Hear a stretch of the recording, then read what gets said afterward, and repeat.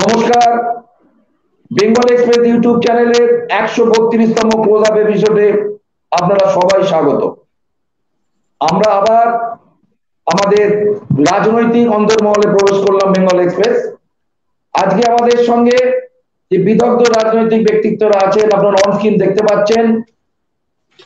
রাজনৈতিক বিশ্লেষক অধ্যাপক সুমন বন্দ্যোপাধ্যায়, আর এক রাজনৈতিক বিশ্লেষক অর্থনীতির অধ্যাপক কলকাতা বিশ্ববিদ্যালয়ের ডক্টর মহানন্দা কাঞ্জিলাল, আর একজন বামপন্থী রাজনৈতিক বিশ্লেষক অধ্যাপক ডক্টর দেবাশিস মহাপাত্র, এবং আমাদের সঙ্গে অন স্ক্রিন এইমাত্র যোগদান করলেন সুদীপ্তা রায়চৌধুরী, ইনিও রাজনৈতিক বিশ্লেষক।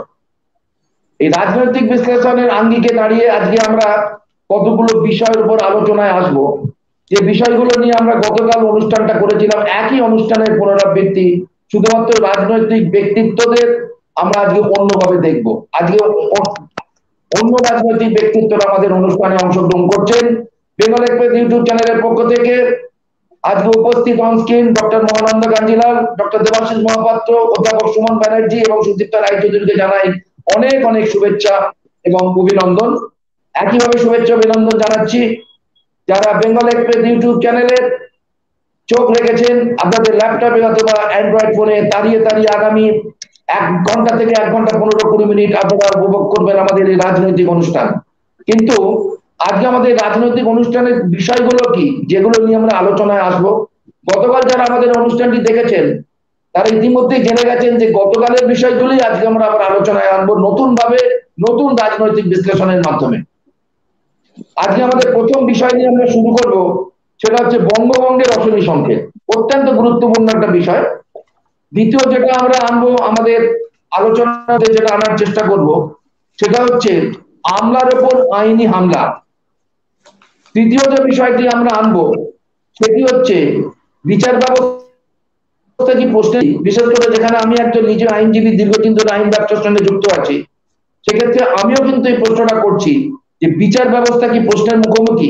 এছাড়া অনেক এখন গুরুত্বপূর্ণ শিরোনাম নিয়ে আলোচনা করার সময় এসেছে, কিন্তু সময় অঞ্চলে আমরা ধীরে ধীরে বিষয়গুলোকে নিয়ে আসবো। যেমন আমরা আসবো অবশ্যই পাবলিক অ্যাকাউন্ট কমিটির চেয়ারম্যানকে নিয়ে যে বিষয়টা এখন চলছে বিতর্কে, সেটা নিয়ে আলোচনায় আসবো। আমরা আলোচনায় আসবো এই দেবাঞ্জন দেবকে নিয়ে যে ভ্যাকসিন কেলেঙ্কারি হয়েছে কসবার ঘটনাকে কেন্দ্র করে, সেটা নিয়েও বিষয় আসবো। কিন্তু আজকে আমাদের এই বিষয়গুলোকে আমরা শিরোনামে আনছি না। আজকে আমরা শুরু করবো আমাদের বিষয় অবশ্যই বঙ্গভঙ্গের অশনি সংকেত।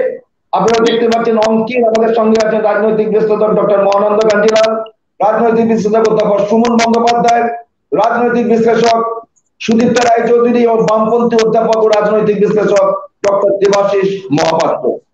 বেঙ্গল এক্সপ্রেস ইউটিউব চ্যানেলের প্রত্যেকটা দর্শককে এবং শুভানুধ্যায়ীকে অনেক অনেক শুভেচ্ছা জানাই। আমি সৌমিত্র মুখার্জি। আপনারা সরাসরি লাইভে আজকে দেখছেন আপনাদের অ্যান্ড্রয়েড ফোনে অথবা ল্যাপটপে সেই জলপাইগুড়ির ছোট্ট শহর ভুটানের বর্ডারে, অর্থাৎ ভুটানের সীমানা ঘেরা মালবাজার থেকে। আমরা আশা করব আপনারা অনুষ্ঠানটি দাঁড়িয়ে দাঁড়িয়ে উপভোগ করবেন। ভালো লাগলে লাইক করবেন, সাবস্ক্রাইব করতে ভুলবেন না। সাবস্ক্রিপশনের উপর চ্যানেলটির অনেকটাই কিন্তু ভবিষ্যৎ উত্তরণ নির্ভর করছে, এবং বেল আইকনটি প্রেস করবেন আমাদের চ্যানেলের নিয়মিত নোটিফিকেশন পাওয়ার জন্য। এই রাজনৈতিক অনুষ্ঠানের বিষয়বস্তু সমস্ত রাজনৈতিক ব্যক্তিত্বদের নিজস্ব, এর জন্য বেঙ্গল এক্সপ্রেস ইউটিউব চ্যানেল কোনোভাবেই কিন্তু দায়ী থাকবে না। আমি অনুষ্ঠান শুরুর আগে আজকে একটু খেলার সংবাদ দিই, কেন দীর্ঘদিন খেলার সংবাদের মধ্যে যাই, একটু সংক্ষিপ্ত ভাবে দিই। আপনারা জানেন যে ইউরো কাপ এবং কোপা আমেরিকা একই সঙ্গে চলছে। ইউরো কাপের গ্রুপ লিগের খেলা শেষ হয়েছে, এবার প্রি কোয়ার্টার ফাইনালের খেলা শুরু হবে। গ্রুপ এ থেকে ইতালি, ওয়েলস এবং সুইজারল্যান্ড কোয়ালিফাই করেছে। গ্রুপ বি থেকে বেলজিয়াম, ডেনমার্ক। গ্রুপ সি থেকে হল্যান্ড, অস্ট্রিয়া এবং ইউক্রেন কোয়ালিফাই করেছে। গ্রুপ ডি থেকে ইংল্যান্ড, ক্রোয়েশিয়া এবং চেক রিপাবলিক কোয়ালিফাই করেছে। গ্রুপ বি থেকে সুইডেন এবং স্পেন কোয়ালিফাই করেছে, এবং গ্রুপ এফ থেকে ফ্রান্স, জার্মানি এবং পর্তুগাল কোয়ালিফাই করেছে। প্রি কোয়ার্টার ফাইনালে যে 8টি ম্যাচ আছে, 26 তারিখে আছে, অর্থাৎ আজ 26 তারিখ আজ আছে ডেনমার্ক, ওয়েলস এবং ইটালি এবং অস্ট্রিয়া। 27 তারিখ আগামীকাল আছে হল্যান্ড এবং চেকস্লোভাকিয়া, মানে নেদারল্যান্ড এবং চেকস্লোভাকিয়া এবং বেলজিয়াম ও পর্তুগাল। 28 তারিখ আছে ক্রোয়েশিয়া এবং স্পেন এবং ফ্রান্স এবং সুইজারল্যান্ড, এবং 29 তারিখ অর্থাৎ মঙ্গলবার দিন আছে ইংল্যান্ড এবং জার্মানি। এটা অবশ্যই কিন্তু গ্রুপ অফ ডেথের মতো অসম্ভব ভাবে একটা ভালো কন্টেস্ট হবে ইংল্যান্ড এবং জার্মানি। আমার মনে হয় 8টা যে প্রি কোয়ার্টার ফাইনাল হচ্ছে তার মধ্যে এই প্রি কোয়ার্টার ফাইনালের দিকে কিন্তু বিশ্বের ফুটবল জগৎ তাকিয়ে থাকবে। ইংল্যান্ড এবং জার্মানি, সুইডেন এবং ইউক্রেন সময় আপনারা দেখে নেবেন, বিভিন্ন সংবাদপত্রে নিয়মিতভাবে সময় দিচ্ছে, তবে ভারতীয় সময়ের মাঝরাতেই সচরাচর আমরা দেখতে পাচ্ছি যে ইউরো কাপের খেলাগুলো দেখানো হয়। এবং কোপে আমেরিকার ক্ষেত্রে যেহেতু 12 ঘন্টা, 13 ঘন্টা, 14 ঘন্টার ডিফারেন্স থাকে আমাদের সঙ্গে আমেরিকার দেশগুলোর, একটা খেলা মাঝরাত্রিরে শুরু হলো, কিন্তু আরেকটা খেলা আপনারা ভোর 5:30 থেকে দেখতে পাচ্ছেন। আগামীকাল আমি অবশ্যই কোপা আমেরিকার খবর দেবো, কিন্তু আজকে আমরা ইউরো কাপের এই খবর দিলাম। এরপরে যেমন যেমন প্রি কোয়ার্টার ফাইনাল ম্যাচ হবে তেমন তেমন আপনাদের আমরা ফলাফল জানাতে পারবো। আমরা আবার চলে যাচ্ছি আমাদের মূল অনুষ্ঠান, রাজনীতির অন্দরমহলে বেঙ্গল এক্সপ্রেসে প্রথম শীর্ষক বঙ্গভঙ্গের রচনী সংকেত। বঙ্গভঙ্গের রচনী সংকেত সত্যি কি আবার বঙ্গভঙ্গ হতে চলেছে? আমরা যদি একটু সেই 1905 সালের লর্ড কার্জনের বঙ্গভঙ্গের ঘোষণা করি, আমরা যদি চিন্তা করি সেই সময় রবীন্দ্রনাথ ঠাকুর কি করেছিলেন, রাখি বন্ধন উৎসব করেছিলেন হিন্দু এবং মুসলমানের সম্প্রীতির জন্য, এবং এই বঙ্গভঙ্গের যে প্রস্তাব করেছিলেন সেইটা কিন্তু ফিরিয়ে নিতে বাধ্য হয়েছিলেন লর্ড কার্জন। কিন্তু ভারতের ব্রিটিশ রাজধানী যেটা কলকাতায় ছিল, এই কলকাতা থেকে কিন্তু দিল্লিতে স্থানান্তরিত হয়ে গেল রাজধানী। অর্থাৎ বঙ্গভঙ্গ রদ হলো 1905 সালে, লর্ড কার্জন ব্যর্থ হলেন, কিন্তু তিনি শেষ পর্যন্ত ছল চাতুরি করে তিনি কলকাতা থেকে রাজধানী ভারতের, ব্রিটিশ ভারতের রাজধানী সরিয়ে নিয়ে গেলেন দিল্লিতে। বঙ্গভঙ্গের ক্ষেত্রে তখনই কিন্তু একটা অশনি সংকেত দেখা দিয়েছিল। এরপর যদি আমরা দেখি বীর সাভারকর, তিনি হিন্দু মহাসভার অন্যতম নেতা ছিলেন, তিনিও হিন্দু এবং মুসলমানের দ্বিজাতি তত্ত্বে বিশ্বাস করতেন। এই দ্বিজাতি তত্ত্বের উপর ভিত্তি করে তিনিও কিন্তু ভারত তথা বঙ্গভঙ্গ এবং পাঞ্জাবের ভাগের পক্ষে ছিলেন। এছাড়া আমি দেখবো 1940 সালে মুসলিম লীগের সেই লাহোর অধিবেশনের জিন্না কিন্তু সরাসরি সেখানে পাকিস্তানের দাবি তুলেছিলেন। অর্থাৎ শুধুমাত্র বঙ্গভঙ্গ নয়, অখণ্ড ভারতকে ভঙ্গ করার প্রচেষ্টা অনেক দিন থেকে শুরু হয়েছিল। অখণ্ড ভারতকে ভঙ্গ করতে গিয়ে অবশ্যই অবিভক্ত বাংলা এবং পাঞ্জাবকে দুটুকরো করতে হয়েছে। এবং আমরা দেখতে পাচ্ছি যে সেই বঙ্গভঙ্গের আবার একটা অশনি সংকেত আমাদের সামনে চলে এসেছে। শ্যামাপ্রসাদ মুখার্জি হিন্দু মহাসভা বলেছিলেন ভারত ভাগ যদি না হয় বাংলা ভাগ করতে হবে, কেন হিন্দু মুসলমান একসঙ্গে থাকবে না। তাই কি দীর্ঘদিন ধরে স্বাধীনতা ভারতে হিন্দু মুসলমানের সম্প্রীতি আছে, শুধু হিন্দু মুসলমান কেন, বিভিন্ন ধর্মের আমরা একই সূত্রে মাঝে আছি, সহস্রটি প্রাণ যদি আমরা যে কাজী নজরুল ইসলামের সেইটাকে আমরা সামনে আনি, তাহলে সেক্ষেত্রে আমাদের একসঙ্গে থাকতে অসুবিধে কি? কেন আবার বঙ্গভঙ্গের রচনী সংকেত? উত্তরবঙ্গ থেকে কেন একটা কেন্দ্রশাসিত অঞ্চলের পরিকল্পনা করার প্রচেষ্টা নেওয়া হচ্ছে? অবশ্যই এটা বলবো না আমি কেন্দ্রীয় সরকারের তরফ থেকে প্রস্তাব দেওয়া হয়েছে। আলিপুরদুয়ারের সাংসদ জন বার্লা তিনি ব্যক্তিগত উদ্যোগে এই প্রস্তাবটা দিয়েছেন, এবং হয়তো এটা আবার রাজনৈতিক ভাবে তিনি পারদ চড়িয়ে দিয়েছেন। এর সঙ্গে সঙ্গে আবার বিষ্ণুপুরের সাংসদ সৌমিত্র খান তিনি আরেকটি নতুন প্রস্তাব দিয়েছেন যে জঙ্গলমহলকে আবার সম্পূর্ণরূপে একটা স্বশাসিত একটা রাজ্য করা হোক, একটা পূর্ণ রাজ্যের মর্যাদা দেওয়া হোক। কেন এই বঙ্গভঙ্গের প্রচেষ্টা? উত্তরবঙ্গ যদি পশ্চিমবঙ্গের সঙ্গে একই সঙ্গে থেকে সামগ্রিকভাবে একটা উন্নতি হয়, তাতে তো পশ্চিমবঙ্গবাসীরই গৌরব হওয়ার কথা। একই প্রচেষ্টা আমরা দেখেছিলাম বিগত দিনে কামতাপুরী আন্দোলন, একইভাবে দেখেছিলাম গ্রেটার কোচবিহারের আন্দোলন, একইভাবে দেখেছিলাম গোর্খাল্যান্ডের আন্দোলন। কেউ তো একই ইস্যু, একই মুদ্রা, বঙ্গ থেকে অর্থাৎ বাংলা থেকে এই অংশগুলোকে বিভক্ত করতে হবে। বঙ্গভঙ্গের এই চক্রান্ত, বঙ্গভঙ্গের এই পরিকল্পনা, বঙ্গভঙ্গের এই প্রয়াসে 1905 সালে লর্ড কার্জন থেকে শুরু হয়ে এখনো পর্যন্ত সেই এস ওয়াজেদ আলীর কথাটা মনে পড়ছে, সেই ট্র্যাডিশন সমানে চলেছে। অর্থাৎ বঙ্গভঙ্গের একটা প্রয়াস সবসময় কিন্তু জারি আছে। কেন এই প্রয়াস? এটা কি চক্রান্ত? সরাসরি আসবো আমাদের বিদগ্ধ রাজনৈতিক ব্যক্তিত্বদের কাছে। প্রথমে আসবো অধ্যাপক সুমন বন্দ্যোপাধ্যায়ের কাছে। 4 মিনিট সময় নির্ধারিত করলাম। আপনি এই সংক্ষিপ্ত সময়ের মধ্যে, আমরা জানি সমস্ত বক্তব্য প্রকাশ করা যায় না, তবু আপনার মূল্যবান বক্তব্য প্রকাশের জন্য অনুরোধ করছি। বঙ্গভঙ্গের অশনি সংকেত, অধ্যাপক সুমন বন্দ্যোপাধ্যায়।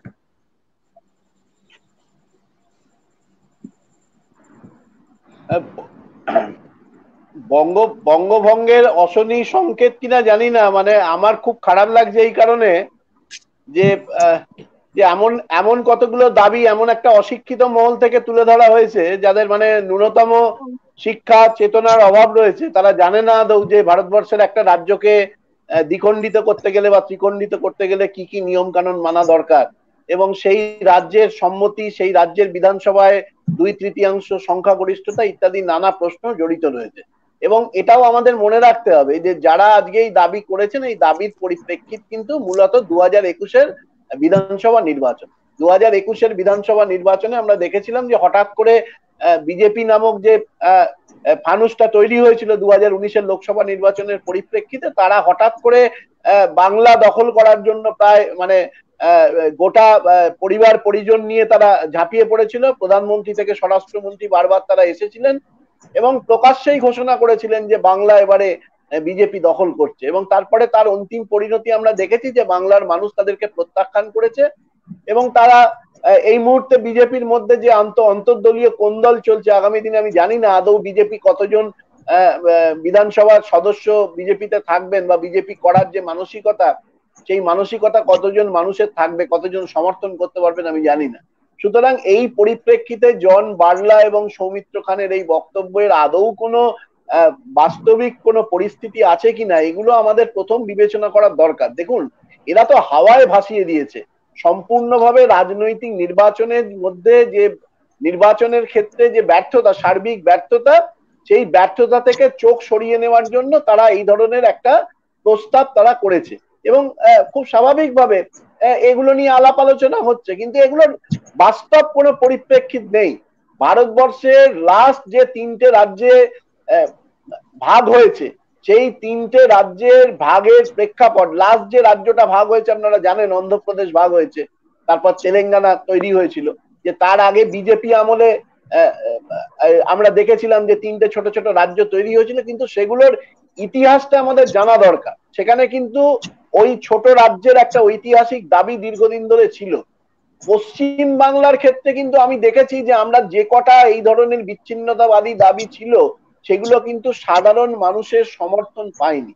আমরা 2014 আপনি ফিরে যান, যে যখন বিজেপির প্রধানমন্ত্রী পদপ্রার্থী নরেন্দ্র মোদী, তিনি এক কথা বলেছিলেন পাহাড়ে দাঁড়িয়ে, আর বিজেপির রাজ্য নেতৃত্ব অন্য কথা বলেছিল সমতলে দাঁড়িয়ে।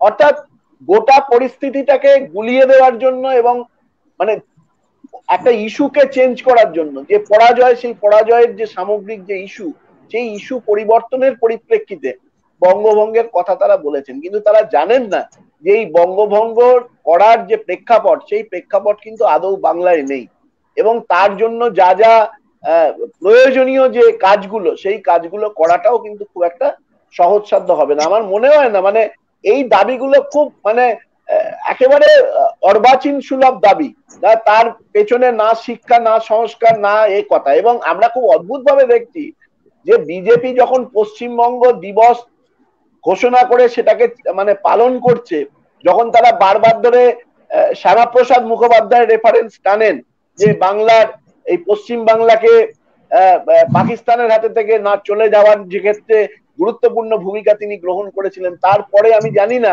যে তারা কি করে বঙ্গভঙ্গের দাবি তাদের সাংসদরা করছেন, কোনো ব্যবস্থা নেওয়া হচ্ছে না। খুব দুর্ভাগ্যজনক। মানে বিজেপি পার্টি, তারা বলছে যে পার্টি উইথ এ ডিফারেন্স, তাদের সাংসদরা তাদের দলীয় সিদ্ধান্তের বিরুদ্ধে কথা বলছেন। রাজ্য নেতৃত্ব, কেন্দ্রীয় নেতৃত্ব তারা বারবার ধরে বলছেন যে পশ্চিমবঙ্গ ভাগ করার কোনো দাবি এই মুহূর্তে বিজেপির নেই, তারপরেও তাদের সাংসদরা এই ধরনের বক্তব্য রাখেন। তার মানে পরিষ্কারভাবে বোঝা যাচ্ছে যে বিজেপি দলের মধ্যে যে নিয়ন্ত্রণ থাকা দরকার, সেই নিয়ন্ত্রণ কিন্তু এই সাংসদদের উপর নেই এবং তারা সামগ্রিকভাবে পশ্চিমবঙ্গের মানুষের যে মানে যে ক্ষোভের যে জায়গাগুলো, সেই ক্ষোভের জায়গাগুলো বা তাদের যে কেন্দ্রীয় সরকারের বিরুদ্ধে যে দাবিগুলো সাধারণ মানুষের মধ্যে ক্রমশ প্রতিভাত হচ্ছে। সারা ভারত জুড়ে আমরা দেখেছি যে বিভিন্ন প্রেক্ষাপটে নরেন্দ্র মোদীর যে জনপ্রিয়তা, সেই জনপ্রিয়তা দ্রুত হ্রাস পাচ্ছে, বিভিন্ন রাজ্যে তাদের পরাজয় ঘটছে। ফলে খুব খুব পরিষ্কার এটা যে এই দাবি তারা করেছেন বটে, কিন্তু এর কোনো বাস্তব পরিপ্রেক্ষিত নেই। আমরা দেখলাম যে বিষ্ণুপুরের সাংসদ সৌমিত্র খান যখন এই জঙ্গলমহলের দাবি আলাদা করে করেছেন, তাকে কেন্দ্রীয় নেতৃত্ব দিল্লিতে ডেকেছিলেন, রীতিমতো ভৎসনা করা হয়েছিল। কারণ কেন্দ্রীয় নেতৃত্বের অনুমতি নিয়ে আলিপুরদুয়ারের সাংসদ জন বার্লা বা বিষ্ণুপুরের সাংসদ সৌমিত্র খান, এনারা কেউই কিন্তু এই মন্তব্য যেটা করেছেন ব্যক্তিগত দায়িত্বে করেছেন এবং কেন্দ্রীয় স্তরে কিন্তু এটা কোনো অনুমোদন মেলেনি। অর্থাৎ ভারতীয় জনতা পার্টির নেতৃত্বাধীন কেন্দ্রীয় সরকার কিন্তু কখনো প্রকাশ্যে বলছে না যে উত্তরবঙ্গকে আমরা দক্ষিণবঙ্গ থেকে, পশ্চিমবঙ্গ থেকে আলাদা করব এবং আলাদা একটা কেন্দ্রশাসিত অঞ্চল হবে বা জঙ্গলমহল হবে। এটা সম্পূর্ণরূপে বিজেপি নেতৃত্ব জানিয়েছেন এবং বিজেপি, পশ্চিমবঙ্গের বিজেপি রাজ্য সভাপতি দিলীপ ঘোষ দপ্তরিক ভাষায় বলেছেন এটা তাদের ব্যক্তিগত মতামত। জন বার্লাকে বা সৌমিত্র খাঁকে এই কথাগুলো বলার জন্য কোনো অনুমোদন দেওয়া হয়নি। এই প্রসঙ্গে আসবো আমি ডক্টর মহানন্দা কাঞ্জিলালের কাছে। নমস্কার, শুভ সন্ধ্যা সবাইকে। যেটা একটু আগে সুমন বাবু বললেন, আমি একেবারেই এটার সঙ্গে সহমত, একেবারেই। একটু জোরে বলা যাবে? একটু জোরে, গলাটা একটু আস্তে লাগছে, একটু জোরে।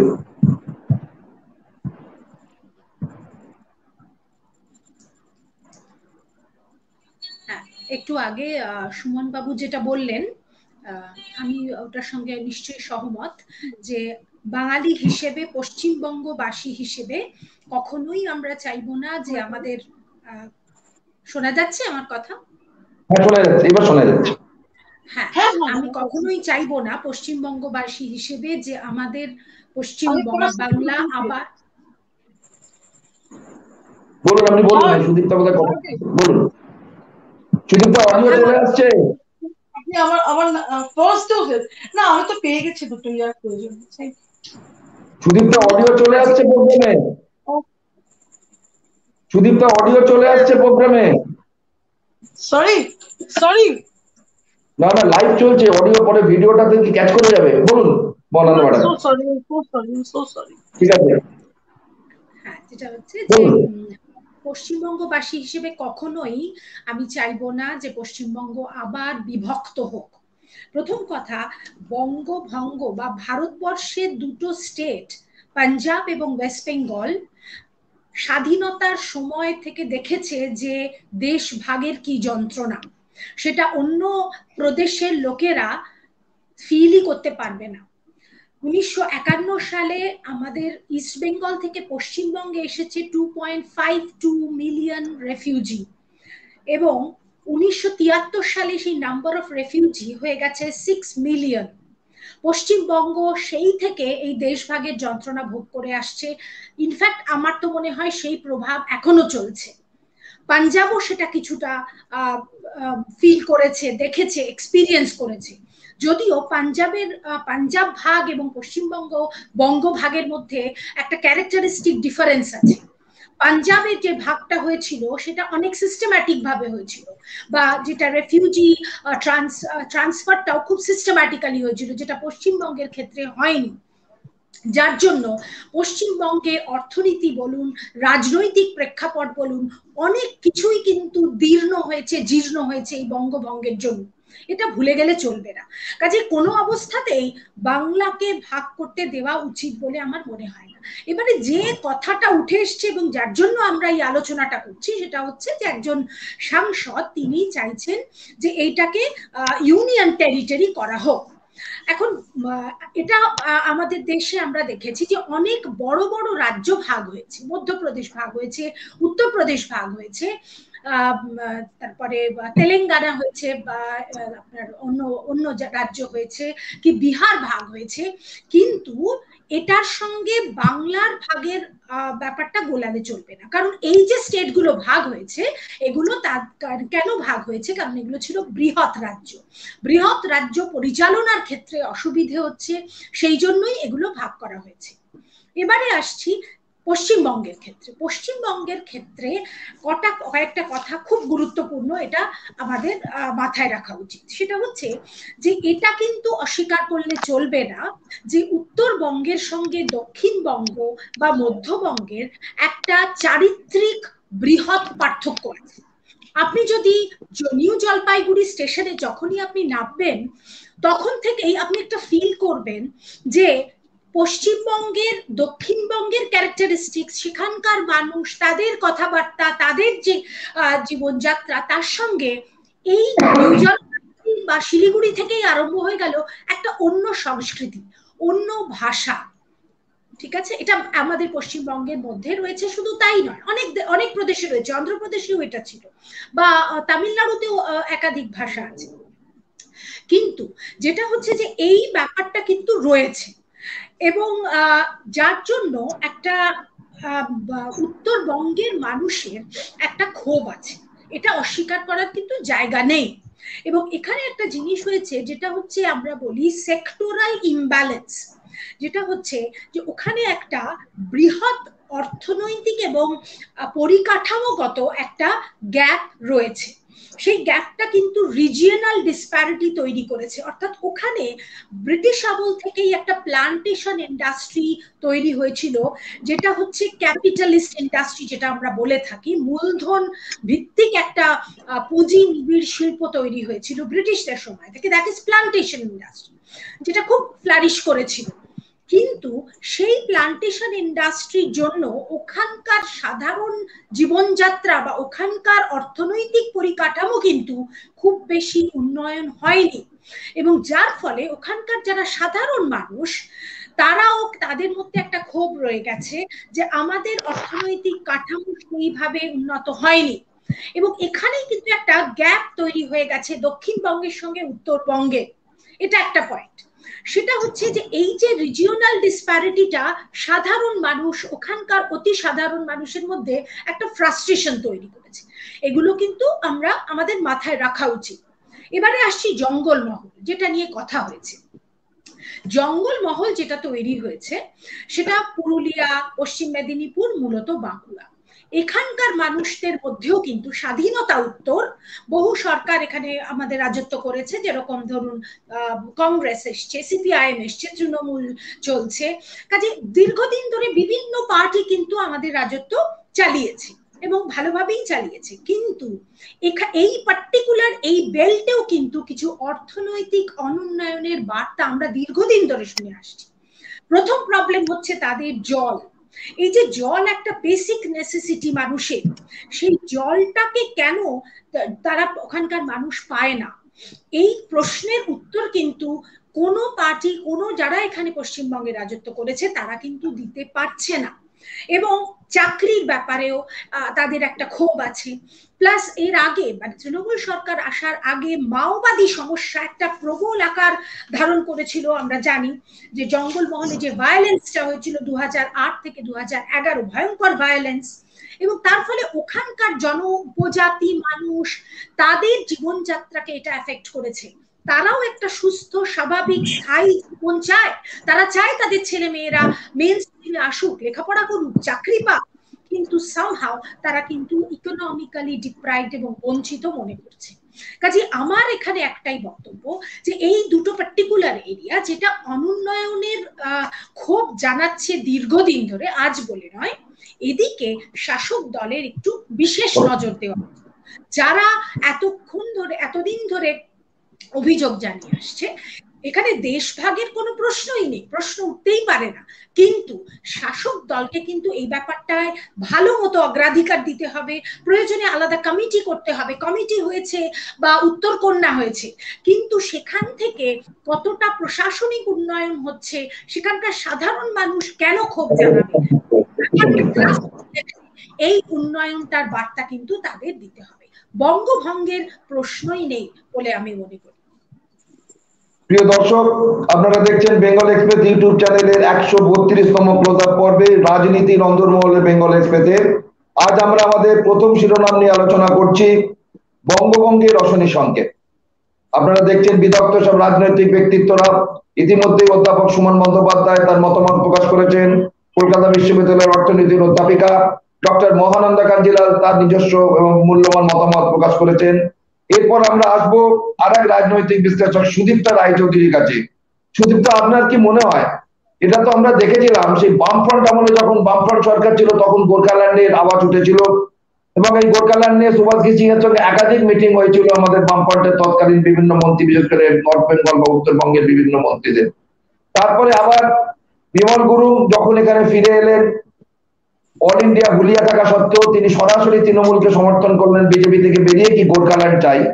এর বিরুদ্ধে যদিও তৃণমূল গভর্নমেন্ট বা তৃণমূল পার্টির পক্ষ থেকে সরাসরি ভাবে কোনো প্রতিবাদও করা হয়নি, আবার সমর্থনও করা হয়নি। আবার একটা জিগিরি যে উত্তরবঙ্গকে আলাদা কেন্দ্রশাসিত অঞ্চল করতে হবে অথবা জঙ্গলমহলকে আলাদা রাজ্যে দিয়ে দিতে হবে, এটা কি সম্পূর্ণরূপে বিজেপির এই ভোটের পরাজয়, এটাকে রাজনৈতিক প্রতিহিংসা পরায়ণতার জন্য এটা করা হচ্ছে? কেন সম্পূর্ণরূপে ব্যক্তিগত উদ্যোগে আমরা দেখলাম জন বার্লা এবং সৌমিত্র খাঁ করেছেন, কেন্দ্রীয় নেতৃত্ব ভারতীয় জনতা পার্টি বা রাজ্য নেতৃত্ব সভাপতি দিলীপ ঘোষ দর্শহীন ভাষায় কিন্তু এটা প্রতিবাদ করেছেন যে ভারতীয় জনতা পার্টি কিন্তু কখনোই বা কেন্দ্রীয় সরকার পশ্চিমবঙ্গ ভাগের পক্ষে নয়। আপনি কি বলবেন?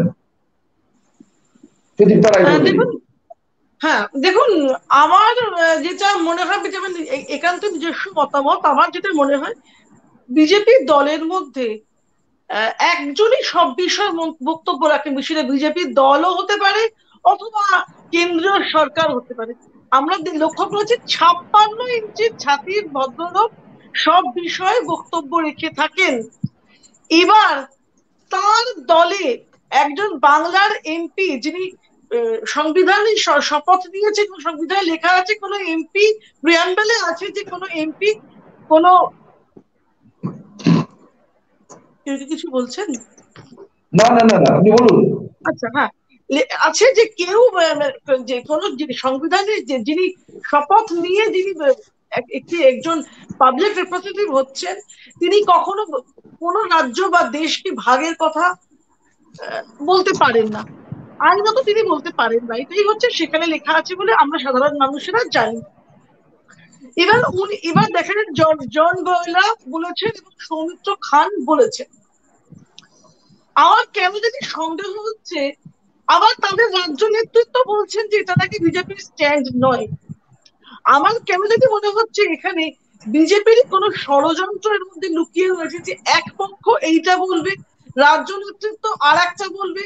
কারণ 56 ইঞ্চির অঙ্গুলি হেলন ভিন্ন, বিজেপিতে পাতাও নড়ে না। এটা ভারতবর্ষের মানুষ গত 7 বছরে দেখে ফেলেছে।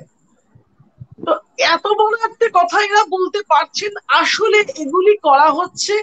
এক পক্ষ বলছেন যে না, আমরা আইনটাকে রক্ষা করব, আর এক পক্ষ বলছে যে এমন অস্থিরতা সৃষ্টি করো পশ্চিমবঙ্গে যে 213 সংখ্যা নিয়ে জিতে আসা সরকারও অসুবিধায় পড়ে, এমন একটা পরিস্থিতি তৈরি করার চেষ্টা করো বলে এটা আমার মনে হচ্ছে। আমি মহানন্দাদের সাথে সহমত, যিনি বললেন যে এই দুটো পাহাড় এবং জঙ্গলমহলে কিছু সমস্যা আছে। এবং আপনারা গত 11 বছর ধরে দেখতে পাচ্ছেন মমতা বন্দ্যোপাধ্যায় সরকার, মাত্র 10 বছর ধরে দেখতে পাচ্ছেন মমতা বন্দ্যোপাধ্যায় সরকার এই দুটি সমস্যাকে মেটানোর জন্য অত্যন্ত আন্তরিক। এবং উনি বারংবারই বলছেন যে আলাপ আলোচনার মধ্যে উনি চেষ্টা করেছেন জিটিএ ফর্ম করে এক্সেট্রা করে যাতে পাহাড়ের সমস্যাকে মেটানো যায়। কিছু ক্ষমতা তাদের হাতে দিয়েছেন এবং পরিকাঠামোগত কিছু উন্নয়ন ঘটানোর চেষ্টা করেছে। মাথায় রাখতে হবে 34 বছরের আগে একটি সরকার ছিল যারা তিলে তিলে পাহাড় এবং জঙ্গলমহলকে শেষ করেছে। আজকে জঙ্গলমহলের যে পরিকাঠামোগত উন্নয়নটা যতটুকু সম্ভব হয়েছে, এটা মমতা বন্দ্যোপাধ্যায় সরকারের হাত ধরেই সম্ভব হয়েছে। এটা আজকের সংবাদ মাধ্যম থেকে আপনি যে সৌমিত্রবাবু যে প্রোগ্রাম করছেন, আপনি নিজেও তা জানেন। রাতারাতি কোনো কিছু করে ফেলা সম্ভব নয়। একটি রাজ্য সরকারের পক্ষে তার যতগুলি স্কিম তার আছে সেগুলিকে দিয়ে তিনি, এবং বিশেষভাবে উত্তরবঙ্গ এবং জঙ্গলমহলকে গড়ে তোলার চেষ্টা করা হচ্ছে। কারণ এই দুটি অঞ্চল মূল পশ্চিমবঙ্গের অন্যান্য অঞ্চলের থেকে পিছিয়ে আছে, এটা আমরা বরাবরই আছে, আমরা জানি। এটাকে এগিয়ে নিয়ে আসার চেষ্টা করা হচ্ছে। সমস্ত সমস্যা সমাধান করে ফেলা রাতারাতি সম্ভব। এবার তার মধ্যেও যারা বঙ্গভঙ্গের কথা বলছে, মাথায় রাখতে হবে তারা কিন্তু 2009 সাল থেকে ওই অঞ্চলে বিজেপিকে এমপি করেছে, দার্জিলিং এবং ওই অঞ্চলে। আমি প্রশ্ন করতে চাই, যারা এমপি হয়ে এসেছেন তারা তাদের এমপি ল্যাডটা কতটা কি এমন কি ব্যবহার করতে পেরেছেন বা করেছেন, বা আন্তরিক থেকে তাদের সমস্যাগুলিকে এই ভঙ্গের কথাটা না বলে সেই এমপিদেরকে আমরা কখনো দেখেছি কি পশ্চিমবঙ্গ সরকারের সঙ্গে কথা বলতে, বা সেই রাজ্যের ভারতবর্ষের প্রধানমন্ত্রীকে এসে আসুন আমরা এই সমস্যাটাকে আলোচনার মাধ্যমে কি করে দিল্লির সমস্যা বা করবেন দার্জিলিং এর সমস্যা মেটানো যায় সেটা কথা বলতে? আমরা কিন্তু কেউ এই ধরনের কোনো আলোচনার সভা কোথাও দেখিনি। তাহলে আজকে বঙ্গভঙ্গের কথা যে বলা হচ্ছে, এটা আসলে একটি রাজনৈতিক সিদ্ধান্ত বিজেপির।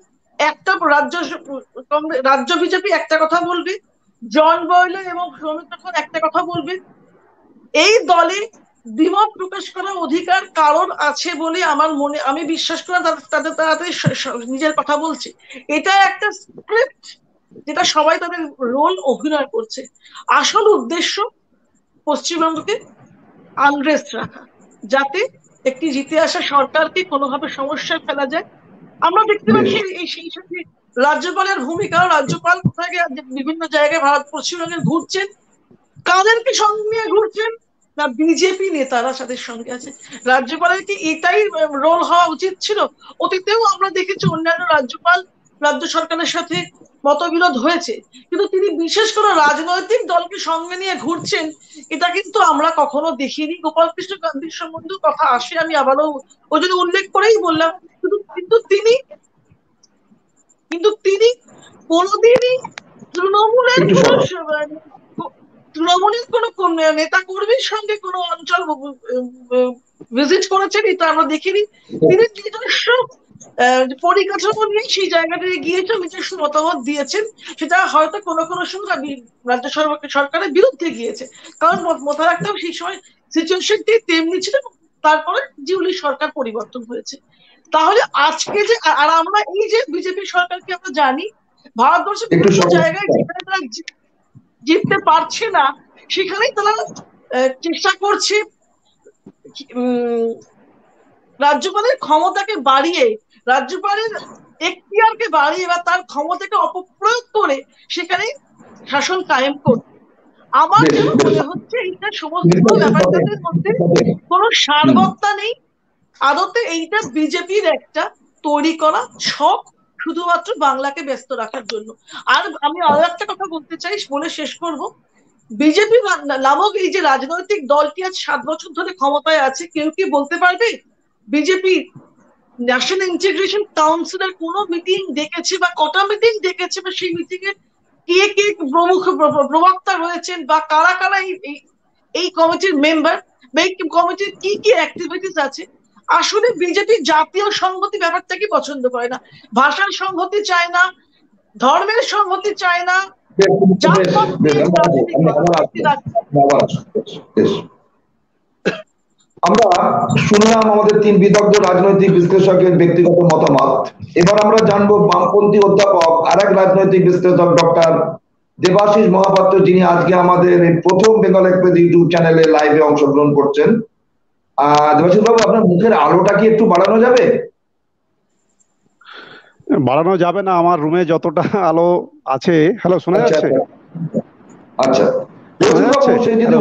1977 সালে আপনাদের সরকার গড়া থেকে আমরা দেখি 2011 পর্যন্ত আপনাদেরও কিন্তু এই গোর্খাল্যান্ড ইস্যু নিয়ে আপনাদের সরকারকে ব্যতিব্যস্ত করে রাখা হয়েছিল, যদিও গোর্খাল্যান্ডের ক্ষেত্রে সেক্ষেত্রে সফল হয়নি। তারপরে কামতাপুরি আন্দোলন আপনাদের সরকারের সময় শুরু হয়েছে, গ্রেটার কোচবিহারের আন্দোলন আপনাদের সরকারের সময় শুরু হয়েছে, বিভিন্ন আন্দোলন এইভাবে শুরু হয়েছে। এখন শুধু হয়তো মতুয়াদের একটা আন্দোলন পশ্চিমবঙ্গে ঠাকুরনগরে পাড়াতে হওয়া বাকি আছে বলে আমার মনে হয়। এই আন্দোলন হয়তো খুব শীঘ্রই শুরু হবে, কারণ সবাই উৎসাহিত হচ্ছে যে একটা জনজাতি নিয়ে বা একটা উপজাতি নিয়ে যদি একটা রাজ্য হয়, ছোট রাজ্য হয় বা কেন্দ্রশাসিত হয়, তাহলে ক্ষতি কি? নিজস্ব একটা স্বাতন্ত্র্যতা বজায় থাকবে।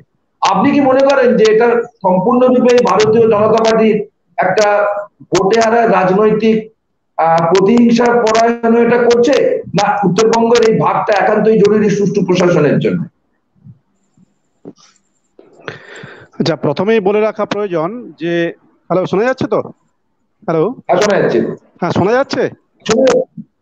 হ্যাঁ, প্রথমেই বলে রাখা প্রয়োজন যে এই আলাদা যে উত্তরবঙ্গ ক্ষেত্রে যে গোর্খাল্যান্ডের দাবি বা এই জন মাল্লার যে দাবি, তার যে যুক্তি তিনি প্রতিষ্ঠিত করতে চেয়েছেন, বা আমরা দেখছি সৌমিত্র খাঁ যে জঙ্গলমহলে যে তার দাবিটাকে প্রতিষ্ঠিত করতে চেয়েছিলেন, এটা হচ্ছে যে আরএসএস এর একটা গোপন এজেন্ডা বলে আমার মনে হয়। কারণ এরা হচ্ছে যে শ্যামাপ্রসাদ মুখার্জির উত্তরাধিকার বহন করছে।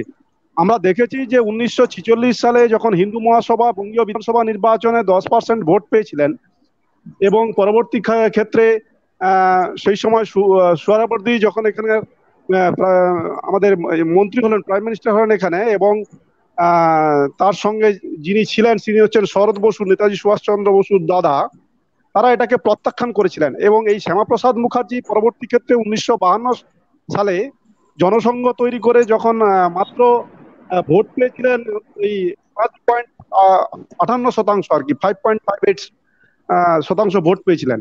কিন্তু তিনি সবসময় এই বাংলাকে আমরা দেখতে পাচ্ছি যে ভাগ করার যে একটা চক্রান্ত, সেটা তিনি করেই যাচ্ছিলেন আর কি।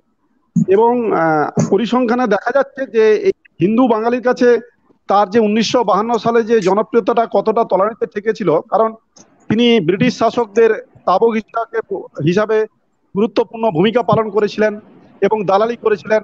বাবা আশুতোষ মুখোপাধ্যায়ের সৌজন্যে তিনি কলকাতা বিশ্ববিদ্যালয়ের উপাচার্য হয়েছিলেন, নিজে ব্রিটিশ সরকারের কাছ থেকে ডিলিট নিয়েছিলেন এবং তার ইউনিভার্সিটি ট্রেনিং কর্পস যারা কুচকাওয়াজ করতো ব্রিটিশ পতাকার প্রতি তারা শ্রদ্ধা বা অভিবাদন জানায়নি বলে তাদেরকে শাস্তি প্রদান করেছিলেন। মনে আছে যে ধরিত্রী গাঙ্গুলি এবং উমাপদ মজুমদারকে তারা বহিষ্কার করেছিলেন। পরে অবশ্য কলকাতা বিশ্ববিদ্যালয়ের সিন্ডিকেট ঘেরাও করে ছাত্র আন্দোলনের চাপে এই বহিষ্কারের সিদ্ধান্ত প্রত্যাহার হয় আর কি। আমরা দেখেছি যে এই হিন্দু মহাসভাতে যোগ দিয়ে শ্যামাপ্রসাদ মুখার্জি ক্ষমতালোভী হিসাবে কত কাজ করেছেন, সাভারকারের সঙ্গে যোগ দিয়ে বিভিন্ন কাজ করেছেন। তারই উত্তরাধিকারী হিসাবে এই বিজেপির যারা বর্তমানে সাংসদ, এই জন বাল্লাই হোক, নিশীথ প্রামাণিক হোক, যারা আলাদা গোর্খাল্যান্ডের দাবি তুলছেন বা উত্তরবঙ্গ আলাদা রাজ্যের দাবি তুলছেন বা এখানে সৌমিত্র খাঁ তুলছেন, এখানে দুটো পরিপ্রেক্ষিত, একটা হচ্ছে রাজনৈতিক পরিপ্রেক্ষিত, একটা হচ্ছে অর্থনৈতিক পরিপ্রেক্ষিত। মহানন্দা ম্যাডাম অর্থনৈতিক পরিপ্রেক্ষিতটা খুব পরিষ্কার ভাবে বলেছেন, সেটা আমি অ্যাডমিট করছি। এবং সুমন বাবু বলেছেন, সুমন বাবু আমার অনেক কোনো সাথী, আমাকে চিনতে পারবেন না হয়তো এখন, ওই পূজায় আমরা একসঙ্গেই ছিলাম এক সময় West Bengal College and University Teachers অ্যাসোসিয়েশনে। এখন হয়তো উনি নেই আমাদের সঙ্গে, কিন্তু একসঙ্গে আমরা ছিলাম, উনাকে যথেষ্ট শ্রদ্ধা করি। উনার মতটাও অ্যাডমিট করছি যে এই বিজেপির যে এই বিধানসভা নির্বাচনকে কেন্দ্র করে প্রতিহিংসা পরায়ণ রাজনীতি, এবং শুধু রাজনীতি নয়, এটা আরএসএস এর একটা গোপন এজেন্ডা। এক্ষেত্রে আমাদের পশ্চিমবঙ্গের মুখ্যমন্ত্রীরও একটা দায়িত্ব থেকে যায়, কারণ তিনি ক্ষমতায় এসে 57 দিনের মাথায় যখন 2011 সালের ওই আমরা দেখতে পাচ্ছি যে 18 জুলাই শিলিগুড়ি শহরের অদূরে পিন্টেল ভিলেজে যখন 3টের সময় দার্জিলিং সমস্যা সমাধানের জন্য একটা ত্রিপাক্ষিক চুক্তি করছেন এবং জিটিএ তৈরি করছেন, এবং এই জিটিএতে যে সমস্ত 74টা ধারা রয়েছে এবং যে সংশোধনীগুলো রয়েছে এবং 199 তরাই ডুয়ার্স 199, 398টা মৌজাকে কেন্দ্র করে যে জিটিএ মানে গোর্খাল্যান্ড যে আমরা দেখতে পাচ্ছি যে টেরিটোরিয়াল অ্যাডমিনিস্ট্রেশন তৈরি করলেন, তার আগে আমরা দীর্ঘদিন ধরে 1984 সাল থেকে গোর্খাল্যান্ডের যে দাবি এবং ডিজিএসসি তৈরি এবং ভারতের সংবিধানের 6th শিডিউলে এই পার্বত্য পরিষদ বা বিভিন্ন কাউন্সিল কিভাবে তৈরি হবে তার সম্পূর্ণ নিদান রয়েছে, সেটাকে অস্বীকার করে কোনোভাবেই হয় না। আমাদের উত্তর পূর্বের বিভিন্ন রাজ্য, মণিপুর, মিজোরাম, নাগাল্যান্ড, এই বিভিন্ন রাজ্যগুলোতে আমরা দেখতে পাই যে এই 6th শিডিউলের নিয়ম মেনেই সেখানে পার্বত্য পরিষদগুলো তৈরি হয়েছে। আমাদের এখানেও তাই তৈরি হয়েছিল, যে হিল কাউন্সিল আমরা যেটা তৈরি করেছিলাম, এবং তার মধ্য দিয়ে সেখানকার আর্থসামাজিক উন্নয়ন, সেখানকার সাংস্কৃতিক উন্নয়ন, অর্থনৈতিক উন্নয়ন, এগুলো, কারণ এখানে একটা ব্রিটিশ লিগাসি তো রয়েছে, ব্রিটিশ উত্তরাধিকার রয়েছে, যেটা মহানন্দা ম্যাডাম বলেছিলেন যে এখানে টি ইন্ডাস্ট্রিকে কেন্দ্র করে যে ডিফারেন্ট আইডেন্টিটি এথনিক গ্রুপকে এখানে হাজির করা হয়েছিল। তারা আদিবাসী সম্প্রদায়, উড়িষ্যার কিয়দংশ থেকে, বিহার ছোটনাগপুর অঞ্চল থেকে, আসামের কিয়দংশ থেকে এখানে বহু আদিবাসী সম্প্রদায় এবং গোর্খা, খাসি, গারো বিভিন্ন সম্প্রদায়কে হাজির করানো হয়েছিল। এবং এই গোর্খারাই প্রথম হচ্ছে যে দুটো বিষয়কে কেন্দ্র করে দাবি তুলেছিল এখানে। তো সেক্ষেত্রে এই অর্থনৈতিক উন্নয়ন আর গোর্খাদের আবেগ ছিল আলাদা গোর্খাল্যান্ড রাজ্যের দাবি।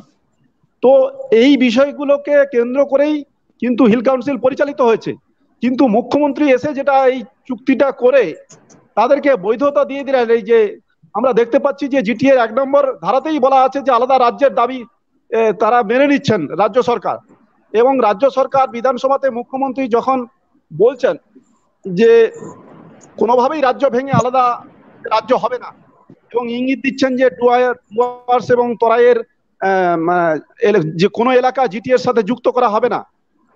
তো সেক্ষেত্রে আমরা দেখতে পাচ্ছি যে তৎকালীন সময়ে যে যিনি হচ্ছেন যে এই গোর্খা জনমুক্তি মোর্চার নেতৃত্ব ছিলেন, তিনি বিধানসভাতে বলছেন যে এটা রাজ্য গঠনের হচ্ছে যে প্রথম ধাপ।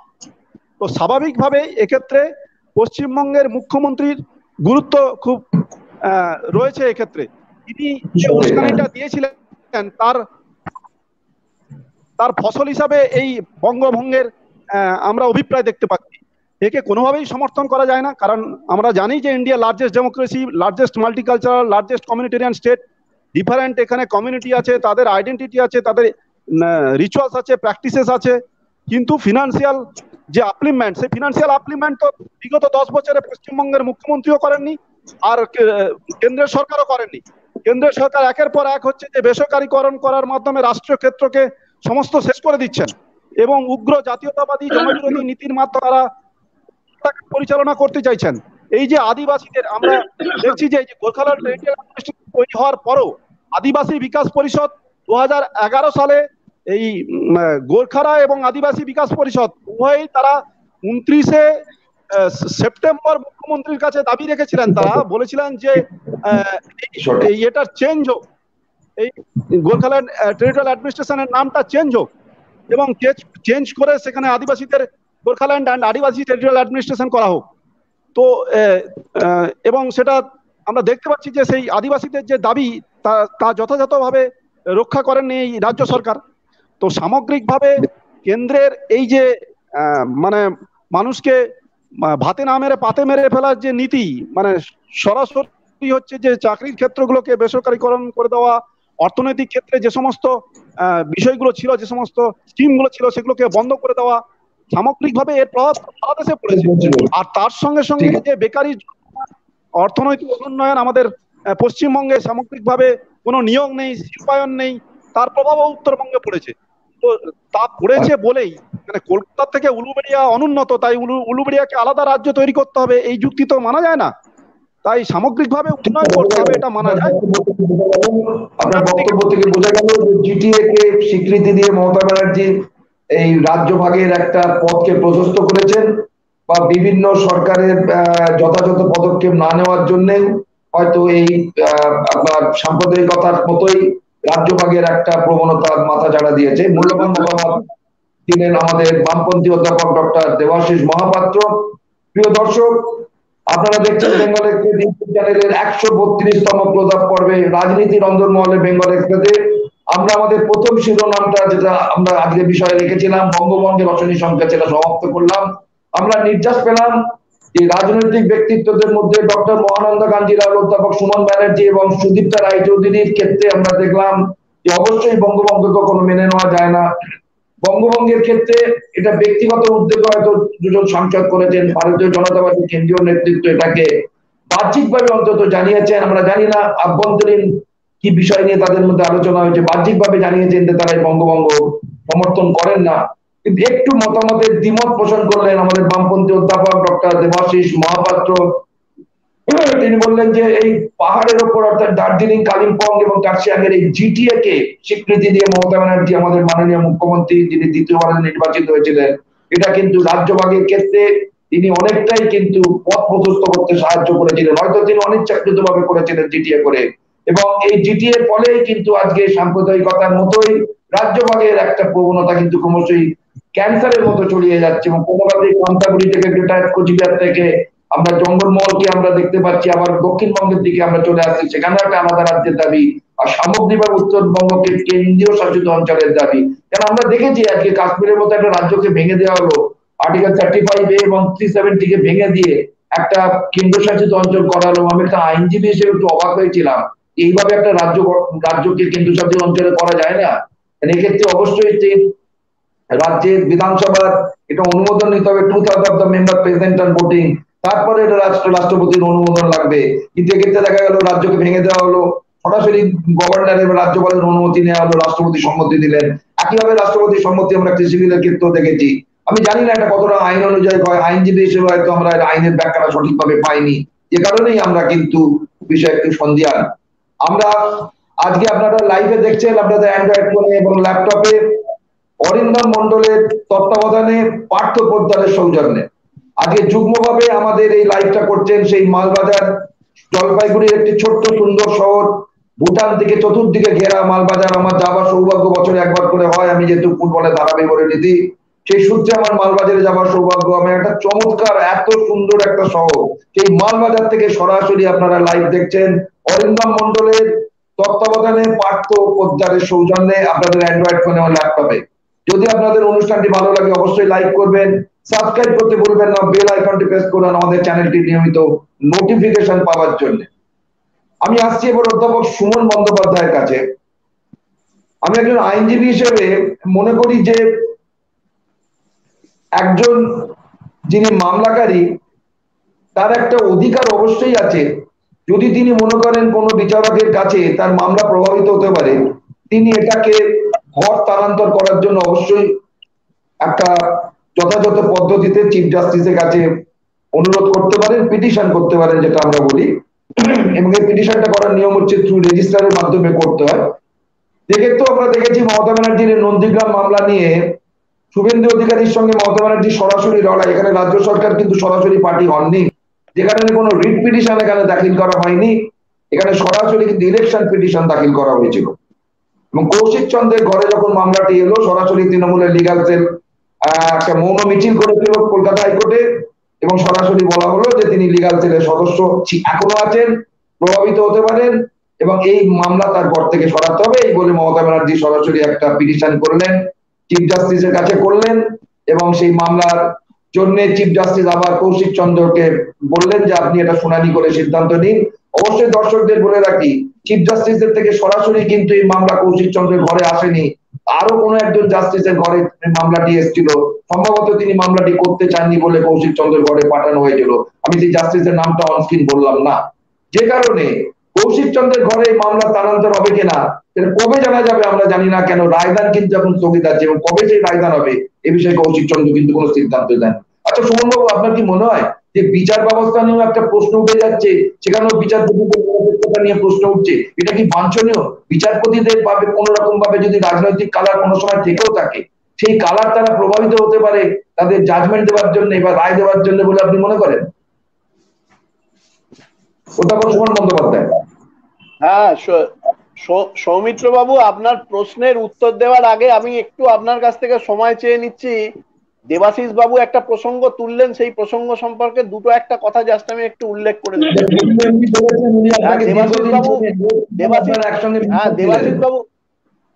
দেবাশিস বাবু ঠিকই বলেছেন, আমি আগে ওয়েবকুটা করেছি। দেবাশিস বাবু জানেন যে ওয়েবকুটা সাধারণভাবে একটা সর্বদলীয় সংগঠন, মানে শুধু ওখানে যে দেবাশিস বাবুর মতো বামপন্থীরা থাকেন তাই নয়, সেখানে ইতিহাস যদি দেখা যায়, ওয়েবকুটার ইতিহাস, সেখানে অমিতোষ চক্রবর্তী, দিলীপ চক্রবর্তীর মতো মানুষেরাও এই ওয়েবকুটার সৃষ্টির পেছনে ছিলেন। এবং ওখানে আমি যখন ছিলাম সেটা হচ্ছে একেবারে বিরোধী পক্ষ হিসেবে, বামফ্রন্টের বিরোধী পক্ষ হিসেবে সেখানে ছিলাম। ঠিকই বলেছেন দেবাশিস বাবু, ঠিকই বলেছেন, আমরা একসময় একসঙ্গে করতাম। এবং সব থেকে সমস্যার জায়গা যেটা ছিল দেবাশিস বাবু, সেটা হচ্ছে যে সেই আমলে অল্টারনেটিভ কোনো শিক্ষক সংগঠন ছিল না। তাই শিক্ষক সংগঠন আমাদের ওয়েবকুপা যখন তৈরি হলো তৃণমূল কংগ্রেসের ছত্রছায়ায়, তখন থেকেই কিন্তু আমি তো ওয়েবকুপাতে চলে এসেছি। সুতরাং আপনার প্রশ্নের উত্তরটা বোধহয় আমি খুব সম্ভবত দিয়ে আসতে পারলাম। আপনি গোর্খাল্যান্ড সম্পর্কে দুটো একটা কথা বললেন, এবং মূল সমস্যা হচ্ছে যে পশ্চিমবঙ্গের 2021-এর নির্বাচনে, মানে আমার ব্যক্তিগতভাবে খারাপ লেগেছে যে ওয়েস্ট বেঙ্গলে এই মুহূর্তে মানে পশ্চিমবঙ্গের বিধানসভায় বাম এবং কংগ্রেসের কোনো রিপ্রেজেন্টেশন নেই। এটা না থাকাটা আমি মনে করি যে ভারতবর্ষের যে পার্লামেন্টারি ডেমোক্রেসি, এই ডেমোক্রেসির পক্ষে অত্যন্ত ক্ষতিকর। ওনাদের রিপ্রেজেন্টেশন থাকলে পশ্চিমবঙ্গের রাজনীতি এবং পশ্চিমবঙ্গের আগামী দিনের ভবিষ্যৎ আরো সমৃদ্ধ হতো। মানে আমি যথেষ্ট আপনাদের মানসিকতাকে শ্রদ্ধা জানিয়ে বলছি যে কোথাও বোধহয় আপনাদের সেই মানে বর্তমান যে রেজাল্ট, সেই রেজাল্টের পরিপ্রেক্ষিতেও আপনাদের মানে কথার যে লাইনটা, মানে আক্রমণের যে লাইনটা, সেই লাইনের কোনো পরিবর্তন হয়নি। মানে আপনারা সেই আক্রমণ যখন করেন, সেই আক্রমণের মূল লক্ষ্য হয়ে যান মমতা বন্দ্যোপাধ্যায়, তৃণমূল কংগ্রেস। কিন্তু পাশাপাশি বিজেপির বিরুদ্ধে আক্রমণ হয়তো করেন, কিন্তু তুলনামূলকভাবে বিজেপি সম্পর্কে আপনারা মানে কম সরব, যেটা মানে আপনাদের বহু সময় আপনাদেরও বিভিন্ন বিশিষ্ট নেতৃবৃন্দের বক্তব্যে উঠে এসেছিল। আমি আর বিস্তারিত আলোচনা করতে চাই না, কারণ এখানে বিষয়টা অন্য। আর আমি একটা কথা খালি, জিটিএ প্রসঙ্গে আপনি যখন তুললেন গোর্খাল্যান্ডের কথা, তখন আপনি একটা কথা একটু মনে করিয়ে দিতে চাই, রতনলাল ব্রাহ্মণ, সেই রতনলাল ব্রাহ্মণ একজন কমিউনিস্ট লিডার ছিলেন, এবং সেই রতনলাল ব্রাহ্মণ কিন্তু গোর্খা জাতিসত্তা এবং গোর্খা জাতিসত্তার পরিপ্রেক্ষিতে একটা আলাদা রাজ্যের দাবিতে তিনি কিন্তু সেই সময় আন্দোলনে, সেই সময় তার মতামত প্রকাশ করেছিলেন। সুতরাং কমিউনিস্ট পার্টির অতীত ইতিহাসটাও দেখে রাখবেন যে গোর্খা জাতিসত্তার এই আন্দোলনটা আজকের নয়, বহু পুরনো আন্দোলন।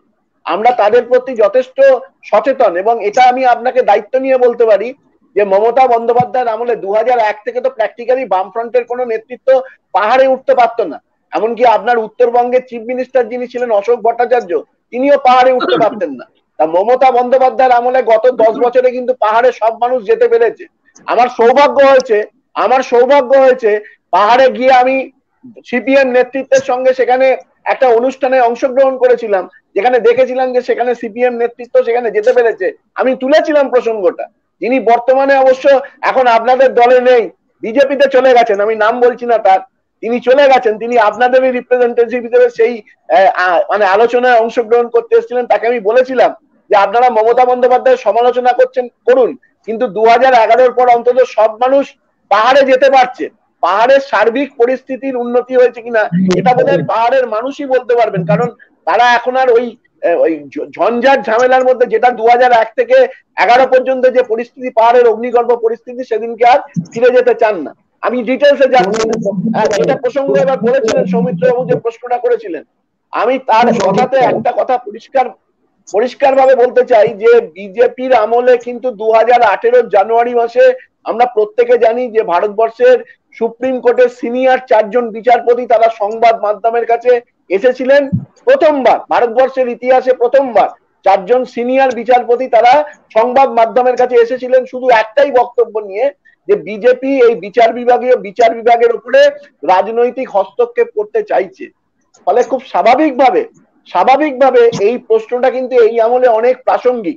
আমি মনে করি না একজন মানুষ অন্য রাজনীতি করতে পারেন, তিনি আবার অন্য প্ল্যাটফর্মে গিয়ে তিনি সেই রাজনৈতিক দলের পতাকা বহন করেন, আমি বিশ্বাস করি না। কিন্তু একাধিক ইনস্ট্যান্স আছে যে যেখানে সেই নির্দিষ্ট মামলা বহু লোক শুনতে চাননি। আপনাদের স্মরণে আছে এই যে সুপ্রিম কোর্টে যে মামলাটা চলছে, অর্থাৎ ওই নারদ মামলায় যে তৃণমূল কংগ্রেসের যে বিধায়কদের জোর করে মন্ত্রী বিধায়কদের গ্রেপ্তার করা হয়েছিল, সেই মামলায় মমতা বন্দ্যোপাধ্যায় এবং মলয় ঘটক তাদের দুজনকে অ্যাটাচ করা হয়েছিল। তার সেই প্রসঙ্গে সুপ্রিম কোর্টে একটা মামলা হয়। সেই মামলায় কিন্তু 2 জন মাননীয় বিচারপতি সুপ্রিম কোর্টের তারা সরে দাঁড়িয়েছিলেন, মূলত তারা বাংলার বলে। ফলে খুব স্বাভাবিকভাবে এই দাবিটা খুব ন্যায়সঙ্গত যে মমতা বন্দ্যোপাধ্যায় ওই নির্দিষ্ট বিচারপতির আদালতে এই কথাটা বলেছেন যে আপনি নিরপেক্ষ বিচারের পরিপ্রেক্ষিতে আপনি এটা থেকে সরে দাঁড়ান। এরকম একাধিক ইনস্ট্যান্স আছে, ফলে আইনসম্মতভাবেই দাবি করা হয়েছে। আমার কথা হচ্ছে যে যখন বিচার হবে সেই বিচারের রায়ে দুপক্ষের কথা কেন শোনা হবে না? আপনাদের স্মরণে আছে যে যখন 4 জন মন্ত্রী বিধায়ককে যখন ধরা হলো এই 2021-এর নির্বাচনের খুব অল্প দিনের মধ্যে, তখন কিন্তু আপনারা দেখেছিলেন যে মানে কলকাতা হাইকোর্টের প্রধান বিচারপতির যে রায় প্রকাশিত হয়েছিল, সেই রায়ে ওই জামিনটা আটকে গিয়েছিল। সেখানে কিন্তু বিরোধী পক্ষ মানে যাদেরকে গ্রেপ্তার করা হয়েছিল তাদের কথা কিন্তু সেখানে শোনা হয়নি। ফলে খুব স্বাভাবিকভাবে আমি চাই না যে বিচার ব্যবস্থার প্রতি তো মানুষের আস্থা থাকাটা খুব স্বাভাবিক, আমারও আস্থা রয়েছে, কারণ আমারও আলটিমেটলি আমি শেষ পর্যন্ত বিচার ব্যবস্থার কাছেই যেতে হবে মানুষকে। সেই জন্য বলছি যে দাবিটা মমতা বন্দ্যোপাধ্যায় করেছেন তার মধ্যে কোনো কোনো বেআইনি কিছু নেই, এবং যার সম্বন্ধে করেছেন তার একাধিক ছবি আমরা সোশ্যাল মিডিয়াতে দেখেছি, তিনি কিভাবে যুক্ত ছিলেন, তিনি কিভাবে ওই দলের হয়ে বিভিন্ন মামলা মকদ্দমা করেছিলেন, সেগুলো আমরা জানি। ফলে দাবিটা ন্যায়সঙ্গত। এখন দাবিটা বিবেচনা করার দায়িত্ব নিশ্চয়ই সেটা মানে কলকাতা হাইকোর্টের প্রধান বিচারপতি বুঝবেন। অধ্যাপক সুমন বন্দ্যোপাধ্যায়, একটা কথার সঙ্গে আমি সঞ্চালক হিসেবে একমত যে ঘর পরিবর্তন বা বেঞ্চ পরিবর্তনের একটা অধিকার কিন্তু অবশ্যই পিটিশনারের বা যিনি বাদী হন তার থাকে, কিন্তু সেটা যথাযথ কারণ দেখাতে হয়। পলিটিক্যাল ইনফ্লুয়েন্সটা একটা কারণ, এবং জাস্টিস অনিরুদ্ধ বসুর ক্ষেত্রে আমরা সুপ্রিম কোর্টেও দেখেছিলাম তিনি নিজে সরে দাঁড়িয়েছিলেন, একদম সঠিক কথা বলেছেন। তো এর ক্ষেত্রে একটাই শুধু বলার আছে, যেটা বিশিষ্ট আমাদের আইন বিশেষজ্ঞরা বলেছেন যে কে কবে কোন রাজনীতির সঙ্গে যুক্ত ছিলেন। যদি বর্তমানে তিনি সরাসরি রাজনীতির সঙ্গে যুক্ত থাকেন সেক্ষেত্রে অবশ্যই এটা প্রতিবাদ করা উচিত, কিন্তু যদি কোনোদিনও তার আইনজীবী থাকাকালীন তিনি কোনো রাজনৈতিক দল করে থাকেন, পরবর্তী ক্ষেত্রে কোনো যোগাযোগ না থাকে, সেক্ষেত্রে বিচার ব্যবস্থার প্রভাব কি করে পড়তে পারে, এই বিতর্ক চলতেই থাকবে। আমি এই বিতর্কের অবসান কবে ঘটবে জানি না। আমি এখন আপাতত মতামত জানার আগ্রহ প্রকাশ করছি ডক্টর মহানন্দা কাঞ্জিলালের কাছ থেকে। দেখুন, এই ব্যাপারে আমি প্রথমে যেটা বলতে চাই যে প্রশাসক হিসেবে যেরকম আমরা চাইবো যে রাজনৈতিক দল হোক বা যে রাজনৈতিক নেতা নেত্রী হোক তার একটা নিরপেক্ষতা থাকবে। যেমন মাননীয় রাজ্যপালকে নিয়ে, পশ্চিমবঙ্গের রাজ্যপালকে নিয়ে তো অনেক বিতর্ক চলছে, বহুদিন ধরে চলছে, কেন চলছে? তার কারণ হচ্ছে যে আমরা নিরপেক্ষতা চাইছি। একজন সাধারণ নাগরিক হিসেবে আমি চাইবো যে আমাদের রাজ্য যিনি পরিচালনা করবেন, যিনি শাসক দল হিসেবে থাকবেন, তিনি নিরপেক্ষ হবেন এবং রাজ্যপালের যে সমস্ত কাজকর্ম তার মধ্যেও তিনি নিরপেক্ষতার পরিচয় দেবেন এবং এটাই বাঞ্ছনীয়। এবারে বিচার ব্যবস্থা নিয়ে কোনো কথা সাধারণ মানুষের বলা উচিত নয় বলে আমার মনে হয়, কারণ বিচার ব্যবস্থার উপর আমাদের ভরসা আছে এবং থাকবে। ভারতীয় বিচার ব্যবস্থা অত্যন্ত স্ট্রং। আমরা অনেক শক্তিশালী রায় দেখেছি, সুপ্রিম কোর্ট বলুন, হাইকোর্ট বলুন, যুগান্তকারী রায় দেখেছি। কাজে ভারতীয় বিচার ব্যবস্থার উপর আমার ব্যক্তিগতভাবে নিশ্চয়ই আস্থা আছে। কাজে এটা নিয়ে আমার মনে হয় কোনো দ্বিধা থাকা উচিত না। তবে রাজনৈতিক ব্যাপার, মানে রাজনৈতিক মতামত তো যে কোনো মানুষেরই থাকতে পারে, কিন্তু যখন একজন বিচারপতি সে বিচারপতির আসনে বসছে তখন কিন্তু তিনি নিরপেক্ষ বিচার করবেন, এটাই কাম্য এবং এটাই আশা করা যায়। কাজে তখন তিনি কংগ্রেসের কি সিপিএম এর কি বিজেপি, এই কথাগুলো নিশ্চয়ই থাকা উচিত নয়। যে মনু সিংভি যিনি তৃণমূলের হয়ে লড়াই করছেন, তিনি তো কংগ্রেস দলের সাপোর্টার বলেই আমি জানি। তাহলে সেক্ষেত্রে এই ব্যাপারটা না আসাই ভালো। তবে আপনি যেটা বললেন সৌমিত্র বাবু, যে এই ব্যাপারে কিন্তু মানে পরিবর্তন করা বা বিচারপতির কে অন্য বিচারপতি আনার যে মানে কি বলবো প্রয়োজনটা বা পিটিশনটা যে কেউ করতে পারে, সেটা আইনে রয়েছে, কিন্তু আইনই শেষ কথা নয়। যদি এই ধরনের ঘটনা বারে বারে হতে থাকে যে আমরা চাইছি না এই বিচারপতিকে, চাইছি না অন্য আরেকজনকে দিন, তাহলে জনগণের কাছে বিচার ব্যবস্থা নিয়ে কিন্তু একটা প্রশ্ন থাকবে, বিচারকদের উপর একটা প্রশ্ন থেকে যাবে। কাজে এই বার্তাটা দেওয়াটাও, জনগণকে এই বার্তা দেওয়াটারও কিন্তু একটা প্রয়োজনীয়তা আছে। কাজে এটা চিফ জাস্টিসের উপর ছেড়ে দেওয়া উচিত। আবেদন নিশ্চয়ই হতে পারে যে আমাদের এই বিচারপতিকে আমরা চাই, চিফ জাস্টিসের নিশ্চয়ই এটা দেখবেন উনি, এবং বিচারকের আসলে যিনি বসবেন তিনি নিরপেক্ষ হবেন, এটাই আমি চাইবো সাধারণ নাগরিক হিসেবে। আমরা দেখেছিলাম পশ্চিমবঙ্গের বুকে, যেহেতু আমি হাইকোর্টের সঙ্গে প্র্যাকটিস অনেক দিন ধরে যুক্ত, বলছি আমি একটা কথা খালি একটুখানি বোধহয় মহানন্দাদির পরিপ্রেক্ষিতে বলা দরকার আছে। সেটা হচ্ছে, দেখুন, অভিষেক মনু সিংভি তিনি কংগ্রেসের একজন সাংসদ, তিনি একটা মামলা লড়ছেন এক পক্ষের হয়ে, সেটা তিনি যে কোনো কারোর বিরুদ্ধেই লড়তে পারেন, আমি সেটা বলছি না। 2018 সালের জানুয়ারি মাসে যে 4 জন বিচারপতি সংবাদ মাধ্যমের কাছে এসেছিল, কেন এসেছিল তাদের জিজ্ঞাসা করুন। আজকে তো প্রশ্ন উঠেছে, বহু বিচার নিয়ে, প্রচুর রায় নিয়ে প্রশ্ন আছে, মানুষের মনে আছে। তা সেইটাই তো, বিশ্বাসযোগ্যতা তো অবশ্যই, বিচারের প্রতি, বিচারকের প্রতি বিশ্বাস আছে বলেই তো প্রধান বিচারকের কাছে দাবি করা হয়েছে যে তিনি মানলে সেটা হবে, তার কাছে সেটা আমরা দাবি করেছি। বিচার ব্যবস্থার প্রতি আমরা যাতে মানুষ বিশ্বস্ত থাকতে পারে, তার জন্যই এই দাবি। আমরা দেখেছিলাম পশ্চিমবঙ্গের বুকে যে কামদুনির একটা মামলা, অত্যন্ত গুরুত্বপূর্ণ মামলা, বারাসত থেকে ব্যাংশাল কোর্টে অর্থাৎ সিটি সেশনস কোর্টে ট্রান্সফার হয়ে এসেছিল। কারণ সরাসরি এই আমাদের সরকারি দল তৃণমূল কংগ্রেসের একটা আভ্যন্তরীণ চাপ এই মামলার উপর কাজ করছিল বলে অভিযোগ করেছিলেন মামলাকারীরা। আমি নামগুলো অন স্ক্রিন বলছি না। যে মামলায় অবশ্যই মামলাকারীদেরই জয় হয়েছিল, কিন্তু সেই মামলা ট্রান্সফার হয়ে এসেছিল। ট্রান্সফারের একটা পদ্ধতি আছে, হাইকোর্টে একটা আমাদের আইনের প্রভিশন করা আছে, সেই প্রভিশনে ট্রান্সফার করতে হয়, section 24 of the civil procedure code দিয়ে ট্রান্সফার করে আমাদের আনতে হয়, এবং সেই মামলার ক্ষেত্রে চিফ জাস্টিস তখন মামলাটাকে স্থানান্তর করেছিলেন। এই ঘটনা আমাদের ঘটে, কিন্তু বেঞ্চের স্থানান্তরের ঘটনা কলকাতা হাইকোর্টের ক্ষেত্রে কিন্তু এই ঘটনা একটা নজিরবিহীন। তবে যে কারণে এইটা করা হয়েছে, আমি একজন আইনজীবী হিসেবে মনে করি যে মমতা ব্যানার্জি ভুল করেছেন এটাও আমি বলতে পারবো না, মমতা ব্যানার্জি সঠিক করেছেন এটাও বলতে পারবো না। সম্পূর্ণরূপে নির্ভর করছে কৌশিক চন্দ্র যেদিন তিনি তার রায়টা দেবেন, কি রায় দেন। দুটো রায় দিতে পারেন, একটা হচ্ছে আমি নিরপেক্ষতার স্বার্থে আমি এই বেঞ্চে মামলাটা শুনতে চাই না, এখনো তো মূল মামলা যাওয়াই হয়নি। আর দ্বিতীয় হতে পারে যে আমি একটা নিরপেক্ষ ব্যক্তি হিসেবে আমি এই মামলার রায়টা দিলাম, যে এই মামলার রায়টা দেওয়ার পর আমি মামলার বাকিটা মানে ট্রায়ালটাকে আমি চালাবো। এই দুটোর মধ্যে যে কোনো একটা হবে। যদি তিনি শুনতে না চান তাহলে তাকে আবার কিন্তু চিফ জাস্টিসের কাছে মামলাটাকে ফেরত পাঠাতে হবে। চিফ জাস্টিস আবার কিন্তু সিনিয়র মোস্ট জাস্টিসদের দিয়ে কিন্তু সিঙ্গেল বেঞ্চ, অবশ্যই ডিভিশন বেঞ্চে যাবে না, সিঙ্গেল বেঞ্চের জাস্টিসকে দিয়ে কিন্তু আবার মামলাটা করাবেন, এটাই পদ্ধতি। আমি আসছি সুদীপ্তা রায়চৌধুরীর কাছে। সুদীপ্তা, আপনার কি মনে হয় যে মমতা ব্যানার্জি যে দাবিটা করেছেন ঘর পরিবর্তনের জন্য চিফ জাস্টিসের কাছে, এটা যুক্তিসঙ্গত হয়েছে? খুব সংক্ষেপে বলবেন, কারণ সময় কিন্তু আমাদের প্রায় শেষ। আচ্ছা, সংক্ষেপে যখন, তখন আমার আরো একটা কথা বলার ছিল দেবাশিস বাবুকে, সেটা তাহলে আর বলছি না, সেই প্রসঙ্গে আর যাচ্ছি না, সংক্ষেপেই বলছি। দেখুন, আপনি নিজেই একজন লয়ার হিসেবে বলছেন, আইনজ্ঞ হিসেবে বলছেন যে একজন মানুষের এই পিটিশনটা করার, অ্যাপিল করার কোর্টের কাছে অধিকার আছে। আমরা সংবাদ মাধ্যমে বেরিয়েছে যে অভিষেক মনু সিংভি বলছেন বিচারপতির রোলটা হওয়া উচিত সিজারের স্ত্রীর মতো সন্দেহের ঊর্ধ্বে, তার ভূমিকাটা এমনি হওয়া উচিত। আমরা এটাও দেখতে অভিষেক মনু সিংভি বলেছেন। তো আমাদের দেশে বর্তমানে বিচার, আমরা তো এটাও দেখেছি বিচারপতি রিটায়ার করছেন, এক মাসের মধ্যে এমপি হচ্ছেন, আবার কোন বিচারপতিকে ছাদ থেকে ছুঁড়ে ফেলে দেওয়া হচ্ছে, এটাও আমরা দেখেছি। এইসব দেখে কতটা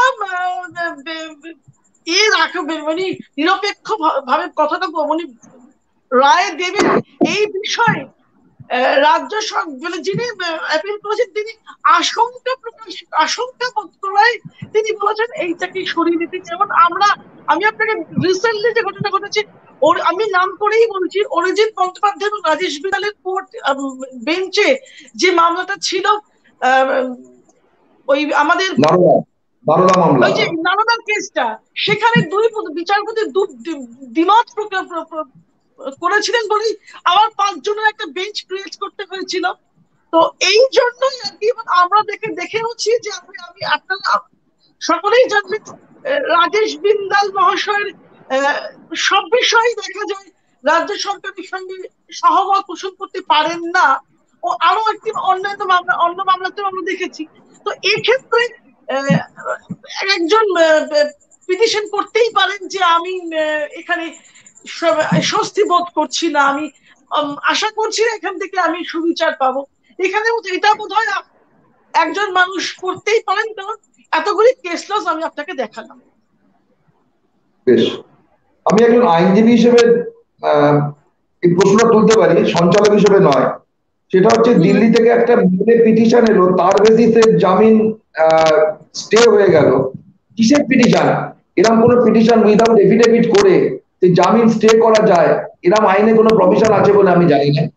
আর 2 নম্বর হচ্ছে সৌমিত্র বাবু, 1 মিনিট, আমি কাইন্ডলি আমাকে 9টা একটু ছেড়ে দিতে হবে। হ্যাঁ, আমার আরেকটা কাজ। আচ্ছা, 9টা তো 8:48, তখন আপনাকে আমি জাস্ট এর পরের রাউন্ডটা আমি আপনাকে দিয়ে শুরু করছি, তাহলে আপনি কুইট করতে পারবেন। ঠিক আছে, ঠিক আছে, ঠিক আছে, কোনো অসুবিধা নেই।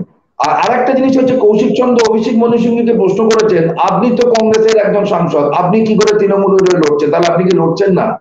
এটা আমার মনে হয় অবাঞ্ছিত এবং অধিকারের বহির্ভূত করেছেন। একজন জাস্টিসের নিরপেক্ষতা নিয়ে প্রশ্ন উঠতে পারে, একজন লয়ারের নিরপেক্ষতা নিয়ে প্রশ্ন উঠতে পারে, তার ক্লায়েন্ট করতে পারে, একজন বিচারপতি কি করতে পারেন?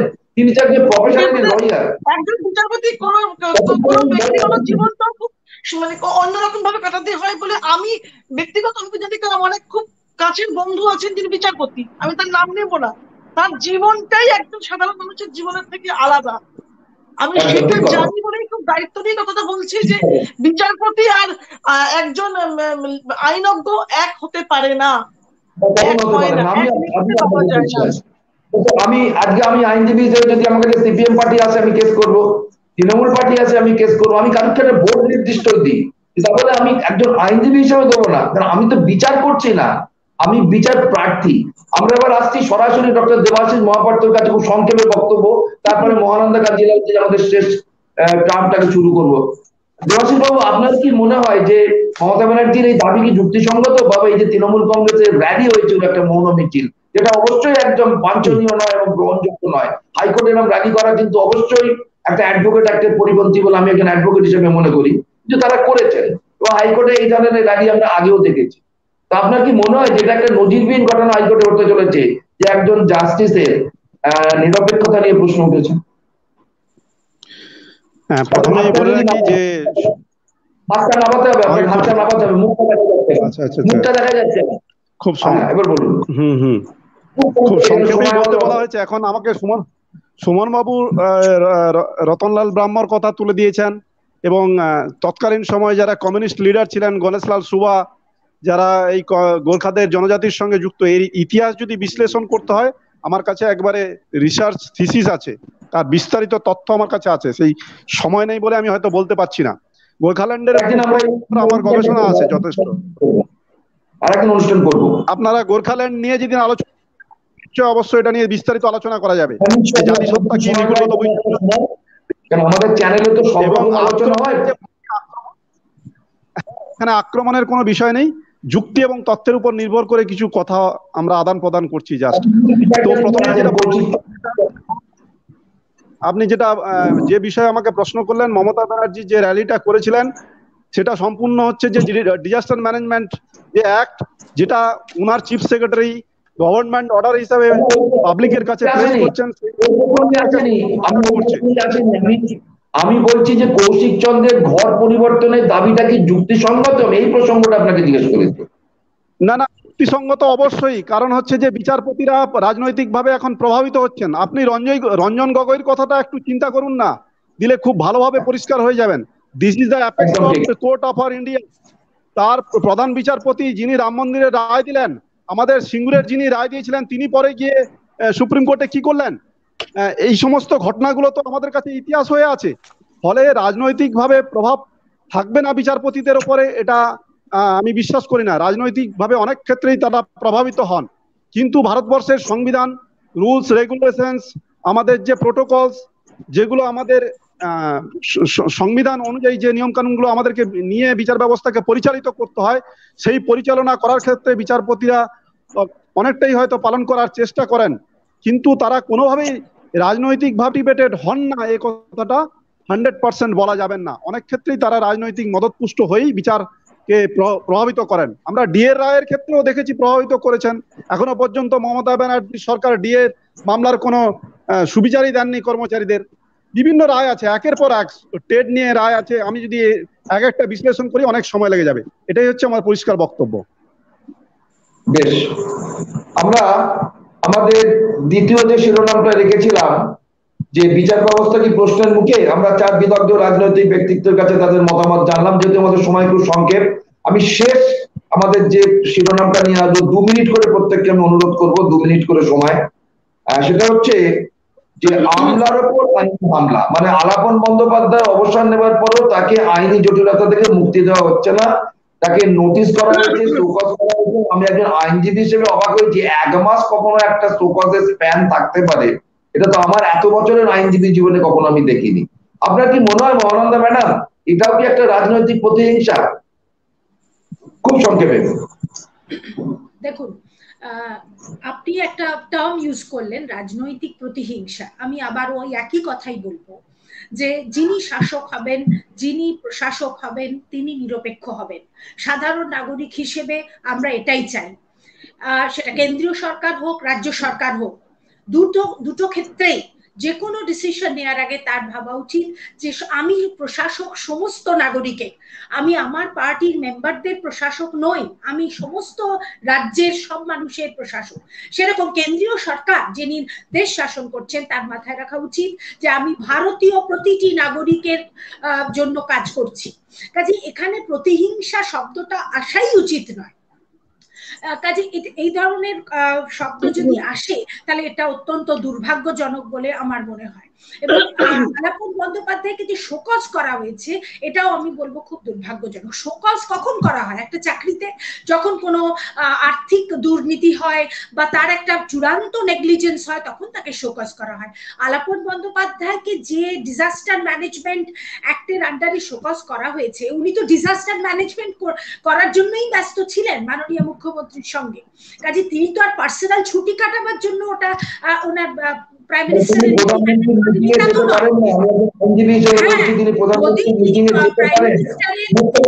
দায়িত্ব থেকে ছেড়ে দিয়ে যেতে পারে না। মুখ্যমন্ত্রী তার হচ্ছে ফার্স্ট অ্যাপয়েন্টার, তার সঙ্গে থাকতেই হবে তাকে, এটাই হচ্ছে আমাদের আইন। ঠিক আছে, সেটা তো নিয়মের ব্যাপার, কিন্তু আমার প্রশ্ন হচ্ছে যে তিনি তো পার্সোনাল ছুটি ভ্যাকেশন কাটাবার জন্য প্রাইম মিনিস্টারের মিটিং অ্যাটেন্ড করেননি তা তো নয়, তিনি আরেকটা ডিজাস্টার ম্যানেজমেন্ট করার জন্যই প্রধানমন্ত্রীর সঙ্গে বোধহয় সময় চেয়েছিলেন, মাননীয় মুখ্যমন্ত্রী প্রেজেন্ট ছিলেন, করেছেন। কাজে এগুলো একটু ভেবে দেখা উচিত যে এটা দেশবাসীর কাছে, রাজ্যবাসীর কাছে কি পিকচার যাচ্ছে। কাজে এটা প্রতিহিংসা শব্দটা আসাই কখনো উচিত নয়। এটা তো বিশেষ করে একটা শাসক দলের কাছ থেকে এটা কখনোই আসা উচিত না। এটা দুর্ভাগ্যজনক বলে মনে করি, যেখানে আলাপন বন্দ্যোপাধ্যায় একজন স্বচ্ছ, তার ভাবমূর্তি অত্যন্ত দক্ষ একজন চিফ সেক্রেটারি আমাদের রাজ্যের, এবং তিনি মাননীয় মুখ্যমন্ত্রীর সমস্ত কাজে সবসময় সাহায্য করেন। কাজে এটা কখনোই আসা উচিত নয় বলে আমার মনে হয়। ডক্টর মহানন্দা কাঞ্জিলাল, বেঙ্গলের পক্ষ থেকে আমি সৌমিত্র মুখার্জি আপনাকে জানাই অনেক অনেক শুভেচ্ছা, অভিনন্দন। আপনি আমাদের সঙ্গে দিয়েছেন এবং কালকে বেঙ্গল এক্সপ্রেসের পক্ষ থেকে একটা খুব ভালো অনুষ্ঠান আমরা করছি, যদি সময় থাকে আপনাকে অনুরোধ করছি দেখার জন্য। স্মৃতির আলোয় আন্তর্জাতিক খ্যাতি সম্পন্ন অভিনেতা সৌমিত্র চট্টোপাধ্যায় তার স্মৃতিচারণ করবেন, তার কন্যা পৌলমী চট্টোপাধ্যায় এবং সৌগত চট্টোপাধ্যায়, এবং সাক্ষাতে সরাসরি থাকবো আমি সৌমিত্র মুখোপাধ্যায়। অনুরোধ করলাম অনুষ্ঠানটা দেখার জন্য। ঠিক আছে, এবার আছি অধ্যাপক সুমন ব্যানার্জির কাছে আছি হ্যাপি টপিক নিয়ে, জাস্ট 2 মিনিটের মধ্যে। আপনার কি মনে হয় আলাপন বন্দ্যোপাধ্যায়কে শোকজ করার মধ্যে বিজেপির এই যে পরাজয়, এই পরাজয়ের একটা প্রতিহিংসা জাগ্রত হচ্ছে? এটা তো বলারই দরকার নেই, আপনি তো নিজেই শব্দটা ব্যবহার করে দিলেন। মানে শুধুমাত্র প্রতিহিংসা বাদ দিয়ে আর কিছুই নয়।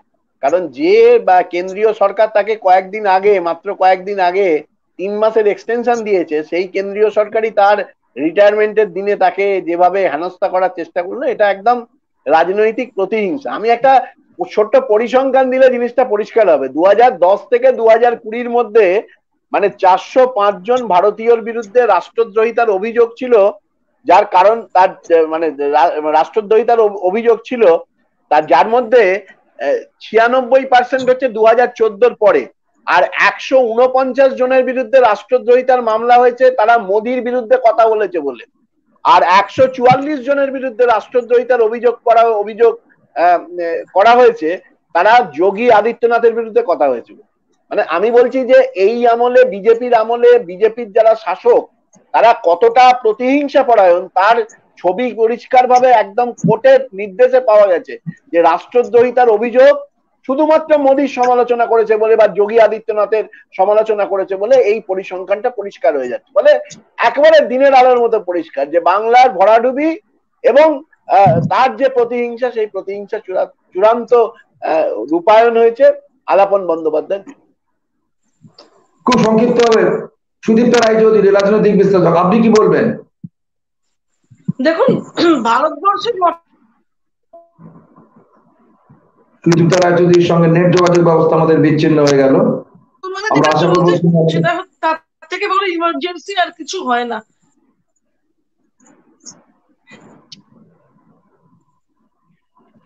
নেট যোগাযোগ ব্যবস্থা সুদীপ্ত রায়চৌধুরীর সঙ্গে বিচ্ছিন্ন হয়ে শোনা যাচ্ছে?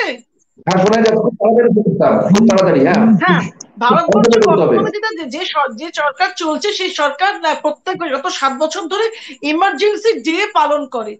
ইমার্জেন্সি যে ঘটনাটা ঘটেছে 1974 সালে, সেটাকে পালন করা হয় আজ এতগুলি বছর ধরে, ওরা 7 বছর ধরে পালন করছে। বর্তমানে ভারতবর্ষে একটা স্বর যদি ওঠে এই মোদী সরকারের বিরুদ্ধে, তাকে তার পিছনে এজেন্সি নিয়ে দেওয়া হয়। এই সরকার অ্যাকচুয়ালি সব জায়গায় সর্বক্ষেত্রে ব্যর্থ হয়ে যাওয়াতে আজকে পশ্চিমবঙ্গের রাজনৈতিকভাবে এত বড় একটা, আমি সচেতন শব্দ থাপ্পড় খাওয়াতে এই সরকার মরিয়া হয়ে গেছে পশ্চিমবঙ্গকে কোনোভাবে কোনো সমস্যায় ফেলার জন্য। কখনো বঙ্গভঙ্গ তো কখনো পশ্চিমবঙ্গের আমলাকে একটা অসুবিধায় সম্মুখীন ফেলে দেওয়া, এই হচ্ছে এই সরকারের এক এবং একমাত্র এজেন্ডা। আমরা এইটুকু জানি, আমরা গত যে ঘটনাটা ঘটেছিল মাননীয় আলাপন বন্দ্যোপাধ্যায় মহাশয়কে নিয়ে, আমরা সেই সময় জহর সরকারের কিছু লেখা একটা সংবাদ মাধ্যম রোজ বার করছিল, আমরা সেখানে পড়ে জেনেছি যে আইনত তিনি কোনো অন্যায় করেননি। তিনি তার থাকার কথা মুখ্যমন্ত্রীর সঙ্গেই, মুখ্যমন্ত্রী যদি তাকে রিলিজ না দেন বা মুখ্যমন্ত্রী যদি তাকে ফার্দার নির্দেশ না দেন, ওর প্রধানমন্ত্রীর সঙ্গে একলা কোনো মিটিং করবার অধিকার নেই। এইটাই হচ্ছে মূল আইনটা, আর উনি সেটাকেই পালন করেছেন। আজকে যে আরেকটা বাইপাস করা হচ্ছে, যে যেটা একটু আগে মহানন্দী বলেই গেলেন, যে ইয়েটাকে দিয়ে এই নতুন যে আইনটাকে প্রয়োগ করা হচ্ছে, উনি সেই কাজেই ব্যস্ত ছিলেন।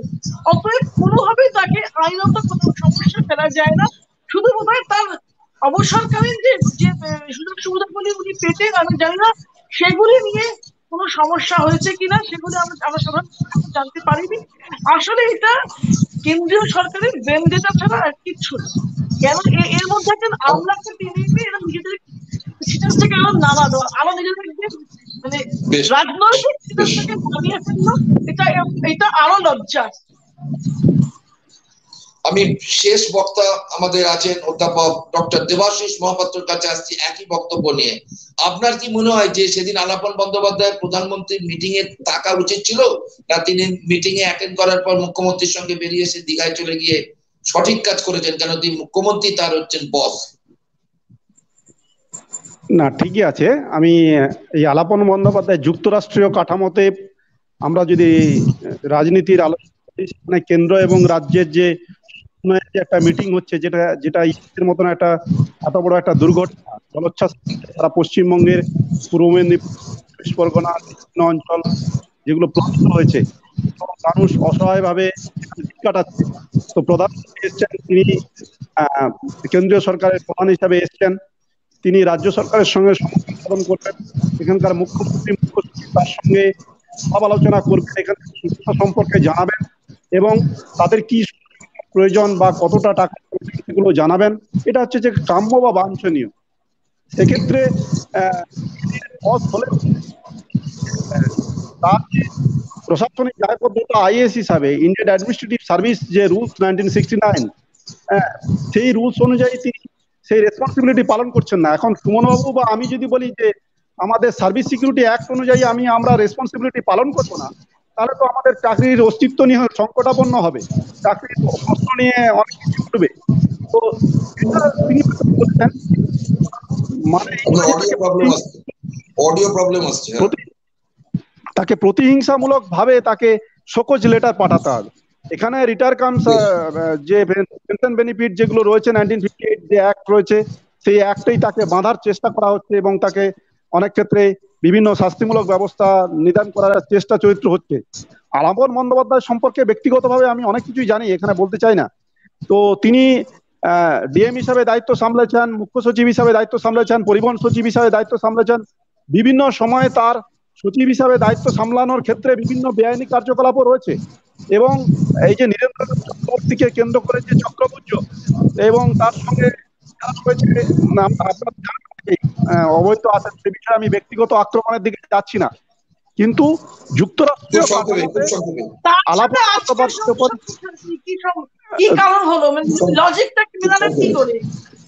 না লজিক তো অনেক কিছুই রয়েছে এর সঙ্গে, বিস্তারিত আলোচনা করলে তো ব্যক্তিগত আক্রমণটা না করাই ভালো। তখন তো ব্যক্তিগত আক্রমণ দিয়ে না, তখন আপনাকে ঠিক আছে দেবাশিস বাবু, আপনার বক্তব্য শুনলাম। আর আপনার অধ্যাপক সুমনি যদি কিছু বলার থাকে আপনার এর ব্যাপারে, টেরিটোরিয়াল জিটি এর ব্যাপারে, আমি পরবর্তী ক্ষেত্রে অনুষ্ঠান করে অবশ্যই আমন্ত্রণ করবো। আপাতত বলুন খুব তাড়াতাড়ি। আমার একটা কথা শুধু বলা আছে, উনি দেবাশিস বাবু বললেন জিটিএ করে মমতা বন্দ্যোপাধ্যায় নাকি পশ্চিমবঙ্গকে ভাগ করার দিকে এক স্টেপ এগিয়ে গিয়েছেন। তাহলে ত্রিপুরাতে যে ডিআরসি ফর্ম করা হয়েছে কাউন্সিলের আন্ডারে এবং সেই ডিআরসির আলাদা ইলেকশনও হয়, তাহলে সেটাও কি ত্রিপুরা ভাগের একটা ফন্দি বলে আপনি বিশ্বাস করেন? তাহলে যদি ফন্দি হয়, আপনি তো বাম মনস্ক, আর এতকাল ত্রিপুরায় বামের সরকার ছিল, তাহলে সেই সরকার তার বিরোধিতা করেনি কেন? ঠিক আছে, আমরা এই প্রসঙ্গে পরে আসবো। এবং সেই ইলেকশনে, স্বশাসিত ইলেকশনে কিন্তু বিজেপির ভরাডুবি হয়েছিল, আমরা দেখেছিলাম। প্রিয় দর্শক, আপনারা দেখছিলেন বেঙ্গল এক্সপ্রেস ইউটিউব চ্যানেলের 132তম ক্লোজ আপ পর্বে রাজনীতির অন্দরমহলে বেঙ্গল এক্সপ্রেস। আজকে আমরা আলোচনা করলাম যে বঙ্গভঙ্গের কি অশনি সংকেত, দ্বিতীয় আমরা বিষয়টা নিয়ে আলোচনা করলাম যে বিচার ব্যবস্থা কি প্রশ্নের মুখোমুখি, 3 নম্বর এবং শেষ বিষয়টি নিয়ে আলোচনা করলাম যে আমলার উপর আইনি হামলা। আগামীকাল ঠিক সন্ধ্যে 7:30 থেকে আমাদের 133তম ক্লোজ আপ পর্বে আপনারা দেখতে পাবেন। আমাদের অনেক দিনের যে অনুষ্ঠানটা দেখার জন্য আপনাদের অনুরোধ ছিল। আমার যিনি আইডল, যিনি আমার অত্যন্ত একজন প্রিয় অভিনেতা, সেই সৌমিত্র চট্টোপাধ্যায়, যিনি সম্প্রতি প্রয়াত হয়েছেন। একইভাবে কিছুদিনের মধ্যে প্রয়াত হয়েছেন তার স্ত্রী দীপা চট্টোপাধ্যায়, প্রাক্তন জাতীয় চ্যাম্পিয়ন ব্যাডমিন্টনে। এই সৌমিত্র চট্টোপাধ্যায়কে নিয়ে আমরা স্মৃতিচারণ করব। আমার সঙ্গে সরাসরি থাকবেন আরেক নাট্য ব্যক্তিত্ব, তার কন্যা পৌলমী চট্টোপাধ্যায় এবং পুত্র সৌগত চট্টোপাধ্যায়। অবশ্যই দেখতে ভুলবেন না 7:30 থেকে বেঙ্গল এক্সপ্রেস ইউটিউব চ্যানেলের 133তম ক্লোজ আপ পর্বে সরাসরি লাইভে আপনার অ্যান্ড্রয়েড ফোনে এবং ল্যাপটপে দেখতে পাবেন অরিন্দম মন্ডলের তত্ত্বাবধানে পার্থ পোদ্দারের সৌজন্যে। আমরা অবশ্যই কালকে 7:30 থেকে চোখ রাখবো বেঙ্গল এক্সপ্রেস ইউটিউব চ্যানেলে। কারণ সম্প্রতি সৌমিত্র চট্টোপাধ্যায় এবং তার স্ত্রী প্রয়াত হয়েছেন, উত্তম কুমার মহানায়ক হিসেবে স্বীকৃত হয়েছেন। সৌমিত্র চট্টোপাধ্যায় আন্তর্জাতিক স্তরে তিনি স্বমহিমায় প্রতিভাত ছিলেন, যে কারণেই সৌমিত্র চট্টোপাধ্যায় আন্তর্জাতিক পরিসরে কিন্তু তার পরিব্যাপ্তি অনেক বেশি ছিল। এই উত্তম কুমার এবং সৌমিত্র চট্টোপাধ্যায়কে নিয়ে যে বিতর্ক বাঙালির মধ্যে আছে, সেই বিতর্কে আমিও ব্যক্তিগতভাবে অংশগ্রহণ করেছিলাম। উত্তম কুমারকে অবশ্যই কিন্তু শ্রদ্ধা করি মহানায়ক হিসেবে, কিন্তু অবশ্যই আমি সৌমিত্র চট্টোপাধ্যায়ের বক্তব্য আমি দর্থহীন ভাষায় বলতে পারি। আগামীকাল আমরা এই অনুষ্ঠানে সৌমিত্র চট্টোপাধ্যায় স্মৃতিচারণ করব তার পুত্র এবং কন্যা পৌলমী চট্টোপাধ্যায় ও সৌগত চট্টোপাধ্যায়কে সঙ্গে নিয়ে। আজকে উপস্থিত আমাদের রাজনৈতিক ব্যক্তিত্ব অধ্যাপক সুমন বন্দ্যোপাধ্যায়, অধ্যাপক দেবাশিস মহাপাত্র এবং সুদীপ্ত রায়চৌধুরী, 3 রাজনৈতিক বিশ্লেষককে জানাই বেঙ্গল এক্সপ্রেস ইউটিউব চ্যানেলের পক্ষ থেকে আমি সৌমিত্র মুখার্জি অনেক অনেক শুভেচ্ছা অভিনন্দন। আগামী দিনেও আপনাদের সাহচর্য থেকে আমরা বঞ্চিত হব না এই আশা রাখি।